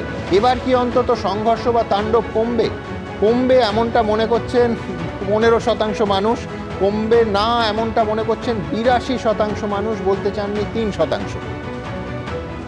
সিঙ্গুরে জনসভা থেকে টাটাদের কারখানা নিয়ে নীরব মোদী, ভোটের আগে ধাক্কা খেলো রাজ্য বিজেপি, ধাক্কা খেলো এমনটা মনে করছেন 52% মানুষ, ধাক্কা খায়নি এমনটা মনে করছেন 44% মানুষ, বলতে চাননি 4%। পরের মন্তব্য ছিল যে সিঙ্গুরের মাটি থেকে সিঙ্গুরের কারখানা, বিরোধী আন্দোলন নিয়ে নরেন্দ্র মোদী চুপ। মোদী মমতা সেটিংয়ের অভিযোগে আরও সরব কংগ্রেস এবং সিপিএম। তাদের অভিযোগকে কি আপনি সঠিক মনে করেন? সঠিক মনে করেন 55% মানুষ, সঠিক মনে করেন না 41% মানুষ, বলতে চাননি 4%। ঠিক এইখান থেকে আবার বলছি, Facebook, YouTube, x, Insta, thread, আপনাদের যে মন্তব্য, আমি দ্রুত কয়েকটা মন্তব্য নেব। বীরেন্দ্রনাথ মাইতি তিনি লিখছেন, সুপ্রিম কোর্টের নির্দেশে নির্বাচন কমিশনের মুখ পুরল। বঙ্কিম মিত্র লিখছেন, স্বচ্ছ ভোটার তালিকা চাই, তবে মানুষের অযথা হয়রানি কাম্য নয়। ভূপতি নস্কর লিখছেন, এসআইআর এ কাজের থেকে হয়রানি বেশি হচ্ছে। আর্যভট্ট চট্টোপাধ্যায় লিখছেন, এসআইআর নিয়ে এখনই এত মারামারি, ভোটের সময় কি হবে ভেবে ভয় করছে। চন্দন রায় লিখছেন, স্বচ্ছ ভোটার তালিকার জন্য এসআইআর অত্যন্ত প্রয়োজনীয়, তবে আরেকটু পরিকল্পনা করে এগোনো উচিত ছিল। আমি নিঃসন্দেহে সিঙ্গুরের আলোচনায় ঢুকবো, কিন্তু তার আগে এতবার আলোচনা হলো অ্যাডমিট কার্ড নিয়ে, আজকে একেবারে নিজেদের অবস্থান স্পষ্ট করে দিয়েছেন, স্পষ্ট নির্দেশ দিয়েছেন জাতীয় নির্বাচন কমিশনকে মহামান্য সুপ্রিম কোর্ট। দেখুন, এসআইআর নিয়ে সুপ্রিম কোর্টে পরপর ধাক্কা খেল নির্বাচন কমিশন। অন্যদিকে আইন শৃঙ্খলা প্রসঙ্গে রাজ্য সরকারকেও দায়িত্ব মনে করিয়ে দিল সুপ্রিম কোর্ট। সেই সঙ্গে বহু সাধারণ মানুষের উদ্বেগ দূর করে সুপ্রিম কোর্টের প্রধান বিচারপতি সূর্যকান্ত, বিচারপতি দীপঙ্কর দত্ত এবং বিচারপতি জয়মাল্য বাগচির বেঞ্চ সোমবার জানিয়ে দিয়েছে, শুনানিতে প্রামাণ্য নথি হিসেবে নিতে হবে মাধ্যমিকের অ্যাডমিট কার্ড। তাদের যে বিবেচনাধীন ক্ষমতা ছিল সেটাকে খামখেয়ালিপনার জায়গায় নিয়ে গেছিল ইলেকশন কমিশন। মাধ্যমিক পরীক্ষার অ্যাডমিট কার্ডকে মান্যতা দেওয়া হতো জন্ম তারিখ নির্ধারণের ক্ষেত্রে। শুধু সার্টিফিকেট কথাটা বলার জন্যে লাখ লাখ মানুষ তারা বাদ হয়ে যাচ্ছিল। এই যে খামখেয়ালিপনা, এটা সাংবিধানিক ক্ষমতার দ্বারা সুপ্রিম কোর্ট সীমায়িত করলো। এর আগেই আবেদন জানানো হয়েছিল যাতে এসআইআর এর ক্ষেত্রে মাধ্যমিকের অ্যাডমিট কার্ডকে নথি হিসেবে বিবেচনা করা হয়, কিন্তু সেই আবেদন নাকচ করে দেয় নির্বাচন কমিশন। তাদের বক্তব্য ছিল মাধ্যমিকের অ্যাডমিট কার্ডকে বৈধ নথি হিসেবে অনুমোদন করা সম্ভব নয়। সোমবার সুপ্রিম কোর্ট জানিয়ে দিল শুনানিতে অ্যাডমিট কার্ড প্রামাণ্য নথি হিসেবে নিতে হবে। কোন নথি কখন নেবেন, কেন নেবেন বা কেন নেবেন না সেটা নির্বাচন কমিশন বুঝবেন, কিন্তু ভোটার তালিকা ত্রুটিপূর্ণ হলে শেষ দিন অবধি এসআইআর চলবে। আমরা চিঠি দিয়েছিলাম নিজে যে মাধ্যমিকের অ্যাডমিট কার্ড গ্রহণ করা হোক, তারা করেনি। আজকে সে ডাইরেকশনে এলো, তার মানে নির্বাচন কমিশন যে বায়াস, তারা ইম্পার্শিয়াল নয়, এটা বোঝা গেল। সেই সঙ্গে সুপ্রিম কোর্ট এটাও স্পষ্ট জানিয়ে দিয়েছে কোনো ভোটার চাইলে শুনানিতে একজনকে নিয়ে যেতে পারেন, আত্মীয়, বন্ধু, প্রতিবেশী, এমনকি বিএলএদেরও সাহায্য নেওয়া যেতে পারে। ওরাল আর্গুমেন্ট চলাকালীন আমি যতটুকু শুনেছি, বিচারপতি রায়ও বলেছেন বিএলএ টুরা হিয়ারিং এ থাকবে। বিজেপির এসআইআর এর খেলা শেষ। যারা বাংলার মানুষকে খালি ভাতে মেরে চুপ করে বসে থাকেনি, আমাদের মৌলিক অধিকার ভোটাধিকার কেড়ে নিতে চেয়েছে, তাদের দু গালে দুটো কষিয়ে থাপ্পড় মেরেছে দেশের সর্বোচ্চ আদালত। ভোটার তালিকা ত্রুটিপূর্ণ হলে শেষ দিন অবধি এসআইআর চলবে। শেষতম মানুষটি যতক্ষণ না এসআইআর এর বিষয় ক্লিয়ার না হয় ততক্ষণ পর্যন্ত ভোট ঘোষণা করা যাবে না, এবং তার জন্য ভোট যদি পিছিয়ে যায় এর দায় তৃণমূল কংগ্রেসকেই নিতে হবে। স্বচ্ছ ভোটার তালিকার জন্য এসআইআর প্রয়োজন, কিন্তু ঘন ঘন নির্দেশ বদল, সাধারণ মানুষের হয়রানি, সুপ্রিম কোর্টের ধাক্কা, এসআইআর প্রক্রিয়ায় বারবার প্রশ্নের মুখে পড়েছে নির্বাচন কমিশনের ভূমিকা। শেষ অবধি ভোটার তালিকা কতটা স্বচ্ছ সেটা বোঝা যাবে চূড়ান্ত তালিকা প্রকাশের পরই।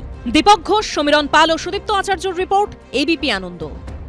দেখুন, কথা হচ্ছিল যে এই দফায় দেশের প্রধানমন্ত্রী নরেন্দ্র মোদী হাওড়ায় সভা করবেন, কিন্তু তারপর সিঙ্গুর অত্যন্ত তাৎপর্যপূর্ণ, তার কারণ মালদায় শনিবার এবং রবিবার যেহেতু সিঙ্গুর এবং ওই বন্ধ কারখানার জমিতে সভা, সবাই মোটামুটি ধরেই নিয়েছিলেন যে শিল্পায়ন, সিঙ্গুরে শিল্পায়ন এবং রাজ্যের শিল্পায়ন নিয়ে কোনো বড় বার্তা দেবেন হয়তো দেশের প্রধানমন্ত্রী। এবং ওই মঞ্চের ওপর একাধিক পদাধিকারী পরের পর বক্তৃতায় প্রায় সেই রকম, ওই আমাদের টেলিভিশনের ভাষায় যাকে বলে টিজ করা, সেই রকম করেও ছিলেন, কিন্তু তারপরও সেই বড় বার্তা অধরা থেকে গেল। যারা ওখানে উপস্থিত ছিলেন অথবা সিঙ্গুরের সাধারণ মানুষ, কৃষক, তারা কি বলছেন, তারা কতটা হতাশ, এর পরের প্রতিবেদন। বলছে পাল্টাতে হবে, কি জমি পাল্টাবে, কি মমতা ব্যানার্জি পাল্টাবে, সেটা আমরা ঠিক বুঝতে পারলাম না। বিধানসভা ভোটের আগে সিঙ্গুরের জমিতে নরেন্দ্র মোদীর সভা, মহা আয়োজন। সিঙ্গুরের চাষের জমিতে প্রধানমন্ত্রীর জন্য হেলিপ্যাড, কিন্তু সভা থেকে সিঙ্গুরের টাটাদের ফেরানো কিংবা আগামী দিনে বড় কারখানা করা কিংবা মমতা বন্দ্যোপাধ্যায়ের তৎকালীন আন্দোলনের সমালোচনা করা, কোনোটাই করলেন না নরেন্দ্র মোদী। একটা শব্দ মুখে আনলেন না। কিন্তু সিঙ্গুরের মানুষ তো অনেক আশা করেছিলেন, আশায় বুক বেঁধেছিলেন। তারা কি পেলেন? একটা কথা যদি বলতো যে না এই লোকগুলোকে আমি দেখবো, আমি শুনে শান্তি পেতুন, কিছুই বলেনি। একবার চিল্লে উঠলো, যত দর্শক আছে ভয় খেয়ে গেল যে এবার কিছু বলবে, তাও আমি বুঝতে পারি না যে কিছু বললো না। বলে ঠিক আছে তোমাদের পাশে আমি আছি, দেখছি কি করতে পারি। কারখানা যদি হয় কি, আদার্স লোক তো করতে পারে না, আপনি প্রধানমন্ত্রীর কাছে করে দেখান। একেই কংক্রিটের টুকরো শেষ করে দিয়েছে জমির উর্বরতা। কৃষিহীন কঙ্কালসার সিঙ্গুরে সেই কবে থেকে উঠছে শিল্প রব। তবে প্রধানমন্ত্রী আসবেন বলে রাতারাতি তিনটে হেলিপ্যাড তৈরি হয়েছিল সিঙ্গুরে। সভা মঞ্চে যাওয়ার জন্য তৈরি করা হয়েছিল পিচ ঢালা রাস্তাও, আবার সেই কংক্রিট। সিঙ্গুরের জমির চরিত্র বদলায়, কিন্তু সিঙ্গুরের কৃষক, সিঙ্গুরের মানুষ, তাদের জীবন বদলায় না। আমরা যেখানে দাঁড়িয়ে আছি সেটা হচ্ছে সিঙ্গুরের জমির মধ্যে একটা হেলিপ্যাডে। এই জমিতেই একটা সময় কারখানা গড়ে উঠেছিল। এই জমিতেই একটা সময় সেই কারখানা নজিরবিহীনভাবে চূর্ণ বিচূর্ণ করে কৃষকদের হাতে জমি ফেরত দেওয়া হয়েছিল। আয়োজন বিরাট, কিন্তু নিট রেজাল্ট কিছুই লাভ হলো না। এই যে খরচা হলো, আমাদের উপর দিয়ে যা হলো, সাধারণ মানুষ যে খরচাটা হলো সেটা আমাদের উপর ঘাড়ে চাপলো। কৃষকদের বাড়ি বাড়ি গিয়ে আমন্ত্রণপত্র বিলি করে এসেছিলেন বিজেপির প্রাক্তন রাজ্য সভাপতি। তাতে আশার আলো দেখেছিলেন কৃষকরা। কিন্তু রবিবার সূর্যাস্তের পর সিঙ্গুর আবার তলিয়ে গেল সেই অন্ধকারেই। আমরা ভেবেছিলাম হয়তো শিল্প করবে, কিন্তু কিছু বললোই না। কোথাও শিয়াল চড়ে বেড়াচ্ছে, কোথাও ধানের বদলে একটু একটু সর্ষে চাষ হচ্ছে। আর মোদির সভার পর ফের চোখে সর্ষে ফুল দেখছে সিঙ্গুর। কৃষ্ণেন্দু অধিকারী রিপোর্ট, এবিপি আনন্দ, সিঙ্গুর। প্রণদা, এই আশা কিন্তু আপনারাই জাগিয়েছিলেন এবং রাজ্য নেতারা কখনো বাড়ি বাড়ি গিয়ে, কখনো মঞ্চের ওপর থেকে প্রধানমন্ত্রী বসে আছেন, সেখানেও একটা ইঙ্গিত ছিল যে কিছু একটা সিঙ্গুরের জন্য বলবেন প্রধানমন্ত্রী। দেখুন, স্বর্গীয় রতন টাটা যেদিন এই পশ্চিমবঙ্গ ছেড়ে চলে যেতে বাধ্য হলেন, সেদিন একটা কথা বলেছিলেন যে আমি ব্যাড এমকে ছেড়ে গুড এমের দিকে যাচ্ছি। সেই গুড এমটা হচ্ছে নরেন্দ্র মোদী, তৎকালীন গুজরাটের মুখ্যমন্ত্রী, যিনি সাথে সাথে ফোন করে গুজরাটে স্বাগত জানিয়েছিলেন। সেই জন্যই তো আশা ছিল গুড এম গুড নিউজ দেবেন। সেই নরেন্দ্র মোদী কালকে যে কথাগুলো বলেছেন, উনি একটা কথা বলেছেন, শিল্প তখনই আসবে যদি আইন শৃঙ্খলা পরিস্থিতি ভালো থাকে। এক, তিনি বলেছেন পশ্চিমবঙ্গের সমস্ত জেলাতে কিছু বিশেষ বিশেষ জিনিস আছে যেটা নিয়ে শিল্প হতে পারে। তিনি বলেছেন পশ্চিমবঙ্গের যে মৎস্যজীবী যারা, কেন্দ্রীয় সরকার মৎস্যজীবীদের জন্য একটা পোর্টাল তৈরি করেছে, পশ্চিমবঙ্গের সেই মৎস্যজীবীদের সেই পোর্টালে তার নাম নথিভুক্ত করতে দিচ্ছে না পশ্চিমবঙ্গ সরকার। শুনেছি আপনি যা যা বললেন, একটা সভা বলুন, এই সভায় নরেন্দ্র মোদী বলেন না, সব সবাই সব কথা বলেন। সিঙ্গুরের মানুষকে তিনি কি দিলেন? দেখুন, শিল্প তো নরেন্দ্র মোদী করবে না, শিল্প শিল্পপতিরাই করবে। শিল্পপতিরা যখন শিল্প করবে, আপনার যদি সরকার পরিবর্তন হয়, সরকার পরিবর্তন হবে এবং তারপরে দেবেন, মানে এটা এইরকম হলো। আমরা এই নিয়ে অনুষ্ঠানও করেছি। ভাবুন, এর আগে শুনেছিলাম যে অনুপ্রবেশ বন্ধ হয়ে যাবে, আমাদের সরকার আসতে হবে। আমি বলছি, অনুপ্রবেশ বন্ধ হওয়া তো একটা দেশের সরকারের ন্যূনতম কর্তব্য, তাতে রাজ্যে ক্ষমতা বদলের কি সম্পর্ক? আমার কোনো অসুবিধা ছিল না প্রণয়দার কথা মানতে। এক হলো টাটার কমান্ড এরিয়াতে, অর্থাৎ টাটা প্রকল্প জমিতেই কেন এই সভাটা করা হলো, তার একটা উদ্দেশ্য নিশ্চয়ই রাজনৈতিক বার্তা দেওয়ার জন্য ছিল। দুই হলো 400-র উপর চাষির অনুমতিপত্র নেওয়া হয়েছে, সবার জমি তারা পেয়েছে, অর্থাৎ 400 চাষি অনুমতি দিয়েছে বলেই আজকে সভাটা হয়েছিল। তাদেরকে অনুমতি নেওয়ার সময় বলা হয়েছিল নিশ্চয়ই একটা কোন প্রধানমন্ত্রী আসছেন। আমি তো জানি ওইভাবে চেয়েছেন, আপনি কোনো বাইক দেখাতে পারবেন, কোনো চুক্তিবদ্ধ দেখাতে পারবেন, চুক্তিবদ্ধ দেখাতে পারবেন। এটা থেকে বলা হয় পরিষ্কার। এই গল্পটাও আমি কিছুতেই মানতে রাজি না যে এখানে প্রধানমন্ত্রী কি করে বলবে। তাহলে আপনারই মানে কেন্দ্রীয় মন্ত্রী সুকান্ত মজুমদার, তিনি তো বললেন যে এই জমিতেই ইয়ে হবে, মানে শিল্প হবে। উনিও তো কেন্দ্রীয় মন্ত্রী, শপথ নেওয়া মন্ত্রী। আমি বলছি যে শুভেন্দু অধিকারীও তো বলেছেন টাটাকে পা ধরে আমি এখানে নিয়ে আসব। এবং আমার প্রশ্ন হচ্ছে যে প্রধানমন্ত্রী এইভাবে তো বলতে পারতেন যে আমরা ক্ষমতায় আসলে এই জমি ইচ্ছা অনুসারে।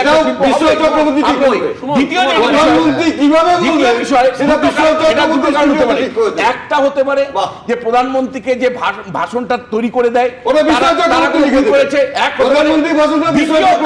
ভাষণে ছিল ওই যে নরেন্দ্র মোদী মমতার যে সেটিং, সেই সেটিং এর জন্য শেষ পর্যন্ত থেকে বেরোয়নি যে ওখানে শিল্প করবো। না হলে আপনি বলুন, মানে মমতা বন্দ্যোপাধ্যায়ের ভূমিকা নিয়ে, মমতা বন্দ্যোপাধ্যায়ের টাটা তাড়ানোর ভূমিকা নিয়ে কেন প্রধানমন্ত্রী একটি কথা বললেন না? দ্বিতীয় যেটা, প্রধানমন্ত্রী কেন বললেন না ওই টাটা এলাকাতে চাষিদের জন্য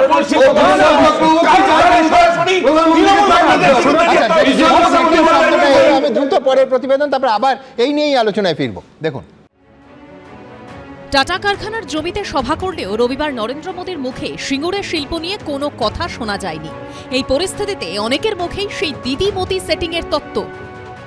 দিদি আর মোদি এখানে সেটিং এর ব্যাপার আছে, সেই জন্য দিদিকে চটাতে চাইছে না। দিদিমণি এসে কখন ঘোষণা করবে যে এখানে কবরস্থান হবে, বিশ্বমানের কবরস্থান করবে, সব জায়গাতে ধর্মস্থান করছে আর করছে। সিঙ্গুরের আন্দোলনের সময় বিজেপির তৎকালীন সর্বভারতীয় সভাপতি রাজনাথ সিং কলকাতায় এসেছিলেন, মমতা বন্দ্যোপাধ্যায়ের অনশন মঞ্চে গেছিলেন। সেই ঘটনার এত বছর বাদে সিঙ্গুরে সভা করলেন নরেন্দ্র মোদী। কিন্তু একটিবারের জন্য টাটাদের কারখানার কথা তার মুখে শোনা গেল না, যার প্রেক্ষিতে সেটিং তত্ত্বে সরব সিপিএম কংগ্রেস।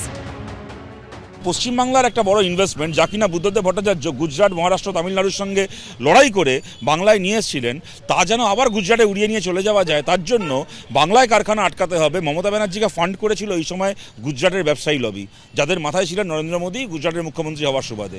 সুতরাং সেই সময় মোদী মমতা ব্যানার্জির এই নৈরাজ্যের ফলে কত বড় বেনিফিটেড হয়েছেন তা আমরা সবাই জানি। সুতরাং 2 4 করতে একটা 5 বছরের বাচ্চারও কোনো অসুবিধা হবে না এক্ষেত্রে। নরেন্দ্র মোদীর মুখে শিল্পায়ন নিয়ে কোনো কথা নেই। সিঙ্গুর থেকে টাটারা কেন চলে গেছিল মমতা বন্দ্যোপাধ্যায়ের সেই বিধ্বংসীকারী আন্দোলনের জন্য, সেটা নিয়ে নরেন্দ্র মোদীর মুখে কোনো কথা নেই। কেন বলবেন উনি? এটাই হচ্ছে সেটিং। বঙ্গ বিজেপি অপদার্থ মমতা বন্দ্যোপাধ্যায়কে রেখে দেওয়ার আপ্রাণ আপনারা চেষ্টা করছেন। সিঙ্গুরের মাস্টারমশাই রবীন্দ্রনাথ ভট্টাচার্য, যিনি 2011 সালে তৃণমূলের বিধায়ক হয়েছিলেন, পরে বিজেপিতে যোগ দেন। সিঙ্গুরের মাটিতে দাঁড়িয়ে শিল্প নিয়ে নরেন্দ্র মোদীর নীরবতায় নিরাশ তিনিও। সার্বিক ব্যর্থতা শিল্প এবং কৃষির ক্ষেত্রে, এবং ব্যর্থতার সঙ্গে যে দুর্নীতি, এর প্রসঙ্গে তিনি নিজেকে জড়াতে চান না, তার দল বা সরকারকেও জড়িয়ে দিতে চান না। তাই সম্ভবত তিনি এ প্রসঙ্গে সম্পূর্ণ নীরব রইলেন। চুপ থাকলেন নরেন্দ্র মোদী, কিন্তু তার নীরবতায় উস্কে দিল বহু প্রশ্ন। কৃষ্ণেন্দু অধিকারী, উজ্জ্বল মুখোপাধ্যায়ের রিপোর্ট, এবিপি আনন্দ। আমি প্রণয়দার কথা শুনতে শুনতে বুঝতে পারছিলাম না, গুড এম ব্যাড এম বললেন, তো রাজনাথ সিং কি ব্যাড এম ছিলেন? কারণ ওই ধর্ণা মঞ্চে তো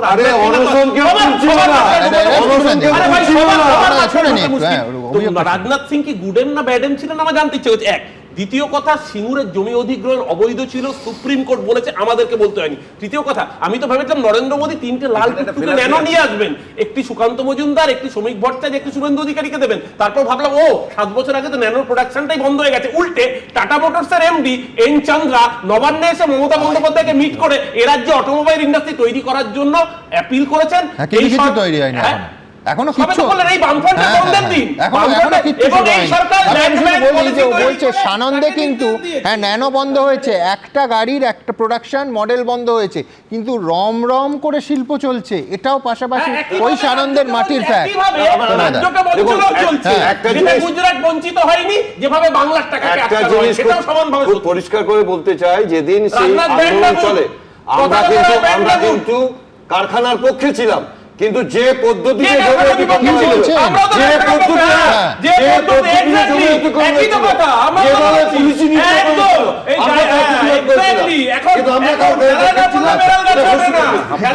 এটা খুব ইন্টারেস্টিং। আমি বলছি আগের দিন এই অনুষ্ঠানে ধরে ধরে আমি ছবি দেখিয়েছিলাম সেই একই মঞ্চে রাজনাথ সিং। আমি বলছি এর পরের প্রতিবেদনে আপনাদের সেটা মনে করিয়ে দেবো, কিন্তু তার আগে রাজনাথ সিং এবিপি আনন্দকে ওই মঞ্চে থাকা নিয়ে তখন কি বলেছিলেন, মানে সত্যি সত্যি আদর্শগতভাবে একসঙ্গে গেছিলেন কিনা, আমি দ্রুত একবার দেখে নিই। सुश्री ममता बनर्जी हमारी एनडीए की एलआई है, भारतीय जनता पार्टी पश्चिमी बंगाल में ममता बनर्जी के साथ है। তথাগত রায় ওনাকে মঞ্চে নিয়ে গেলেন, একেবারে স্পষ্ট ভাষায় উনি মমতা বন্দ্যোপাধ্যায়কে সমর্থন করেছিলেন, একবারও বলেননি যে আমি এই অর্থে আদর্শগতভাবে করিনি, কিচ্ছু না, একেবারে 2 হাত তুলে সমর্থন করেছিলেন রাজনাথ সিং এর নেতৃত্বে শরিক হিসেবে মমতা বন্দ্যোপাধ্যায়কে। আমি দ্রুত আমার পরের প্রতিবেদন, যে আগের দিন যেটা আপনাদের দেখাইনি, সেটা হচ্ছে এই গোটা বিতর্কটার সময় 12ই অক্টোবর 2008 সালে বুদ্ধদেব ভট্টাচার্য এবং মমতা বন্দ্যোপাধ্যায়কে যখন সানন্দে নিয়ে চলে গেছেন কারখানা, মানে টাটা গিয়ে গুজরাটে কারখানা স্থাপন করেছে, নরেন্দ্র মোদী একটা চিঠি লিখেছিলেন। দীর্ঘ এই চিঠি আমি না পড়ে আমি দ্রুত একবার আপনাদের দেখিয়ে দিচ্ছি পরের প্রতিবেদন। প্রত্যাশা ছিল অনেক, মুখরা তৈরি করে দিয়েছিলেন রাজ্য বিজেপি নেতারা।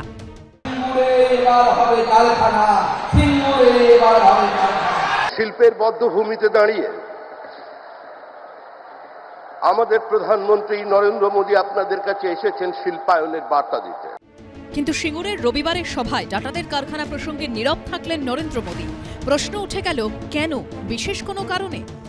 বিজেপি আজ মনে করছে যে সিঙ্গুরে শিল্প হওয়া প্রয়োজন। কি আশ্চর্য, যখন সিঙ্গুর আন্দোলন চলছিল আগাগোড়া বিজেপি তো ঠিক উল্টোটা ভেবেছিল। যারা ভুলে গেছেন তাদের আমি দ্রুত একবার ফ্ল্যাশব্যাকে নিয়ে যাই। দেখুন, আজ থেকে 19 বছর 1 মাস আগের ছবি, 2006 সালের 4 ডিসেম্বর তোলা এই ছবিগুলো দেখুন। সৌজন্যে আনন্দবাজার আর্কাইভ। ভোট শরিক এবং তৃণমূলের একমাত্র সাংসদ মমতা বন্দ্যোপাধ্যায়ের মঞ্চে শটান দিল্লি থেকে উড়ে এলেন রাজনাথ সিং। তখন তিনি দিল্লির বিজেপির সর্বভারতীয় সভাপতি, মানে দলের সর্বোচ্চ পদে আসীন। ঘোষণা করেছিলেন যে সিঙ্গুর ইস্যুতে বিজেপি মমতা বন্দ্যোপাধ্যায়ের পাশে আছে। আবার রতন টাটা সিঙ্গুর থেকে কারখানা সরানোর ঘোষণার পরই তৎকালীন মুখ্যমন্ত্রী বুদ্ধদেব ভট্টাচার্য এবং মমতা বন্দ্যোপাধ্যায়কে আনন্দবাজার পত্রিকার মাধ্যমে খোলা চিঠি লিখেছিলেন গুজরাটের তৎকালীন মুখ্যমন্ত্রী নরেন্দ্র মোদী। 2008 সালের 12 অক্টোবরের আনন্দবাজার পত্রিকায় প্রথম পাতায় তা প্রকাশিত হয়েছিল। বুদ্ধদেব ভট্টাচার্যের উদ্দেশ্যে খোলা চিঠিতে গুজরাটের তৎকালীন মুখ্যমন্ত্রী নরেন্দ্র মোদী লিখেছিলেন, পশ্চিমবঙ্গে শিল্পায়নের প্রচেষ্টায় আপনার ভূমিকা দেশের সর্বস্তরের মানুষ জানেন। রতন টাটাও আপনার ভূমিকার প্রশংসায় পঞ্চমুখ, কিন্তু তবুও পশ্চিমবঙ্গ ন্যানোকে ধরে রাখতে পারল না। আসলে আপনি চাইলেও পশ্চিমবঙ্গের কর্মসংস্কৃতিতে ন্যানো গড়ে ওঠার পরিস্থিতি এখনো তৈরি হয়নি। আর মমতা বন্দ্যোপাধ্যায়ের উদ্দেশ্যে খোলা চিঠিতে মোদী লিখেছিলেন, ছোট বোন হিসেবে আপনাকে একটা পরামর্শ দিই, বামপন্থীদের মোকাবিলার জন্য অতি বামপন্থী হয়ে যাবেন না, বরং দক্ষিণপন্থী পথে পশ্চিমবঙ্গে বিকল্প গড়ে তুলুন। আরও বেশি শিল্প, আরও বেশি রাস্তা, আরও বেশি চাকরির দাবি তুলুন। এই প্রেক্ষিতে বিভিন্ন মহলে প্রশ্ন উঠছে যে নরেন্দ্র মোদী সেই সময় শিল্পায়নের কথা বলেছিলেন, আজ প্রধানমন্ত্রী হিসেবে সেই সিঙ্গুরে দাঁড়িয়ে তিনি নীরব রইলেন কেন? পশ্চিমবাংলায় মমতা বন্দ্যোপাধ্যায়ের ওই নৈরাজ্য তৈরি করে সিঙ্গুরে শিল্পায়নকে আটকানোর ফলে যদি বিগেস্ট বেনিফিশিয়ারি তার হয়ে থাকেন মমতা বন্দ্যোপাধ্যায় রাজনৈতিকভাবে, তাহলে সেকেন্ড বিগেস্ট বেনিফিশিয়ারি হচ্ছেন তৎকালীন গুজরাটের মুখ্যমন্ত্রী নরেন্দ্র মোদী। কেননা যে কারখানাটা সিঙ্গুরে হওয়ার কথা ছিল, সিঙ্গুরে না হওয়ার ফলে সেই কারখানাটা তখন চলে যায় গুজরাটের সানন্দে। পশ্চিমবাংলার একটা বড় ইনভেস্টমেন্ট, যা কিনা বুদ্ধদেব ভট্টাচার্য গুজরাট, মহারাষ্ট্র, তামিলনাড়ুর সঙ্গে লড়াই করে বাংলায় নিয়ে এসেছিলেন, তা যেন আবার গুজরাটে উড়িয়ে নিয়ে চলে যাওয়া যায়, তার জন্য বাংলায় কারখানা আটকাতে হবে। মমতা ব্যানার্জিকে ফান্ড করেছিল এই সময় গুজরাটের ব্যবসায়ী লবি, যাদের মাথায় ছিলেন নরেন্দ্র মোদী গুজরাটের মুখ্যমন্ত্রী হওয়ার সুবাদে। এই ভূমিকা বদল নিয়ে যুক্তি খাড়া করেছে বিজেপি। প্রধানমন্ত্রীর সিঙ্গুরের উপস্থিতি শিল্পায়নের বার্তা দিয়েছে। কথা কিছু কিছু বুঝে নিতে হয়, সে তো মুখে বলা যায় না। উনি এখানে আসবেন, সেটিং ফেটিং নেই। আমাদের নেত্রী ওরকম নন যে সেটিং করে চলেন। যারা সেটিং করেন তারাই সেটিং দেখেন, তাদের চোখ ওই সেটিং করতে করতে ওই সেটিং এর দিকেই তাদের চোখ আছে, বাকিটা না। বাংলার মানুষের কথা ভাবেন না। রাজনীতির জল কখন কোন দিকে গড়াবে কেউ জানে না, ভূমিকা কখন কি উদ্দেশ্যে পাল্টাবে কেউ জানে না। সন্দীপ সরকার, আশাবুল হোসেন ও বিজেন্দ্র সিংহর রিপোর্ট, এবিপি আনন্দ। শোনবু, এমএ না ম্যান্ডেজ আসে, এমএ ম্যান পাওয়ার আসে। সুতরাং একটা রাজ্যের উন্নতি, একটা দেশের উন্নতির জন্য আমরা বারবার চাইব, নরেন্দ্র মোদী যে কথাটা তখন বলেছিলেন আজকেও তাই, তৃণমূল বিজেপির সেটিং 100 বার হোক, পশ্চিমবঙ্গের শিল্পের উদ্দেশ্যে হোক, আমরা যাতে কাজ পাই তার জন্যে হোক। সেই জন্যই তো আমরা বারবার প্রণয়দাকে জিজ্ঞেস করছি, প্রণয়দা আপনি তো কাছাকাছি ছিলেন সেদিন, সত্যি কি কোনো নতুন খবর আছে? সত্যি কি পশ্চিমবঙ্গে শিল্প আসবে? সত্যি কি আমরা চাকরি পাবো? সত্যি কি পশ্চিমবঙ্গেও আসবে, নিশ্চিত থাকুন। এবং 2026-এর নির্বাচন সকলে যেটা বলছে যে নরেন্দ্র মোদী বা শুভেন্দু অধিকারী টাটাদের নিয়ে আসার জন্য কোনো প্রতিশ্রুতি দিচ্ছেন না। উনি হাতে ধরে হোক বা অন্যভাবে হোক টাটা বা অন্য কোনো শিল্পগোষ্ঠীকে তখনই আশ্বস্ত করতে পারবেন যখন এখানে ক্ষমতায় থাকবেন। এখানে ক্ষমতায় কে আছে? টাকা বাদ দিন, শিল্পায়নের বার্তা, সিঙ্গুরের জন্য কিছু করার প্রতিশ্রুতি, এইটুকু দিলেই হতো। যিনি 26 দিন অনশন করার পর সুস্থ ছিলেন, তিনি যখন ক্ষমতায় আছেন তখন অন্য লোকের পক্ষে এই প্রতিশ্রুতি দেওয়া মুশকিল আছে। বেশ, আমি বলছি যদি নাই দেবেন প্রধানমন্ত্রী, তাহলে ওই জমিতে গিয়ে, স্পেসিফিক্যালি ওই জমিতে গিয়ে এবং হাওড়ার ভেন্যু না করে সিঙ্গুরে যাওয়ার তো কোনো প্রয়োজন থাকে না রাজনৈতিকভাবে।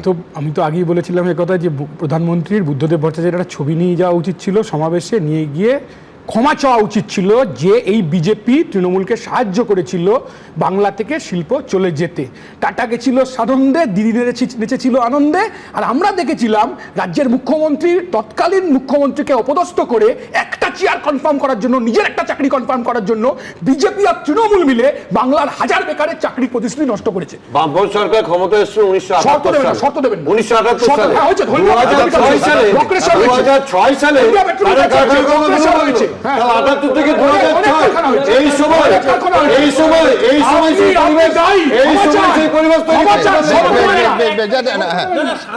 আনন্দের সাথে মিলিয়ে সুমনদের সাথে আমি একটা কথাই বলতে চাই, একজন গণহত্যাকারী কি চিঠি লিখলো সেটা দিয়ে বাংলার মানুষ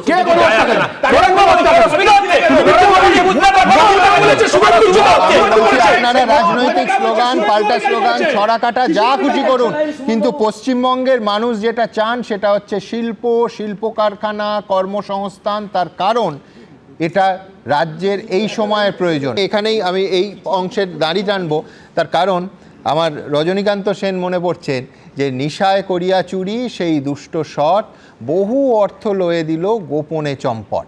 নিঃসন্দেহে এই মুহূর্তে রাজ্য রাজনীতিতে সব থেকে বেশি ব্যবহার হওয়া ক্রিয়াপদ হলো, যেটা এই স্টুডিওতেও সম্পূর্ণ অন্য আলোচনায় বারবার ব্যবহার হলো, চুরি। এসআইআরের আড়ালে ভোট চুরির অভিযোগ নিয়ে তৃণমূল আর বিজেপির ঠোকাঠুকি রোজই আপনারা দেখছেন, আজও চলেছে। কদিন আগেই আবার ইডি বনাম মুখ্যমন্ত্রীর কয়লা চুরি বনাম ফাইল চুরির ঠোকাঠুকি গড়িয়েছে একেবারে সুপ্রিম কোর্ট পর্যন্ত, এবং আগামী 3রা ফেব্রুয়ারি যার পরের শুনানি। ভোটের আগে এইসব ঠোকাঠুকি নিয়ে রসিকতার জন্য আবার আমাদের বিরুদ্ধে কেস ঠুকে দেবেন না প্লিজ। দেখুন, কেস দেবেন না প্লিজ।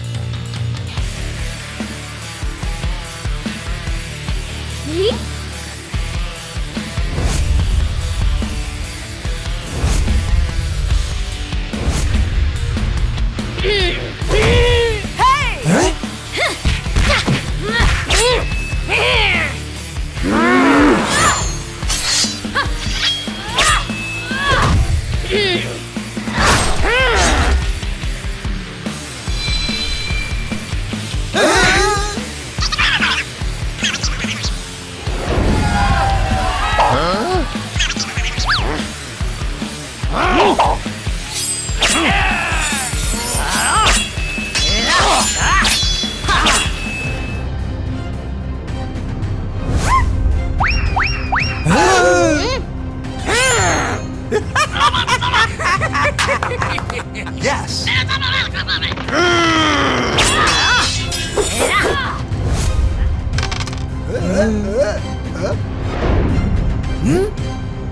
সেটিং সেটিং খেলা আর চলবে কত বেলা। কেস দেবেন না প্লিজ।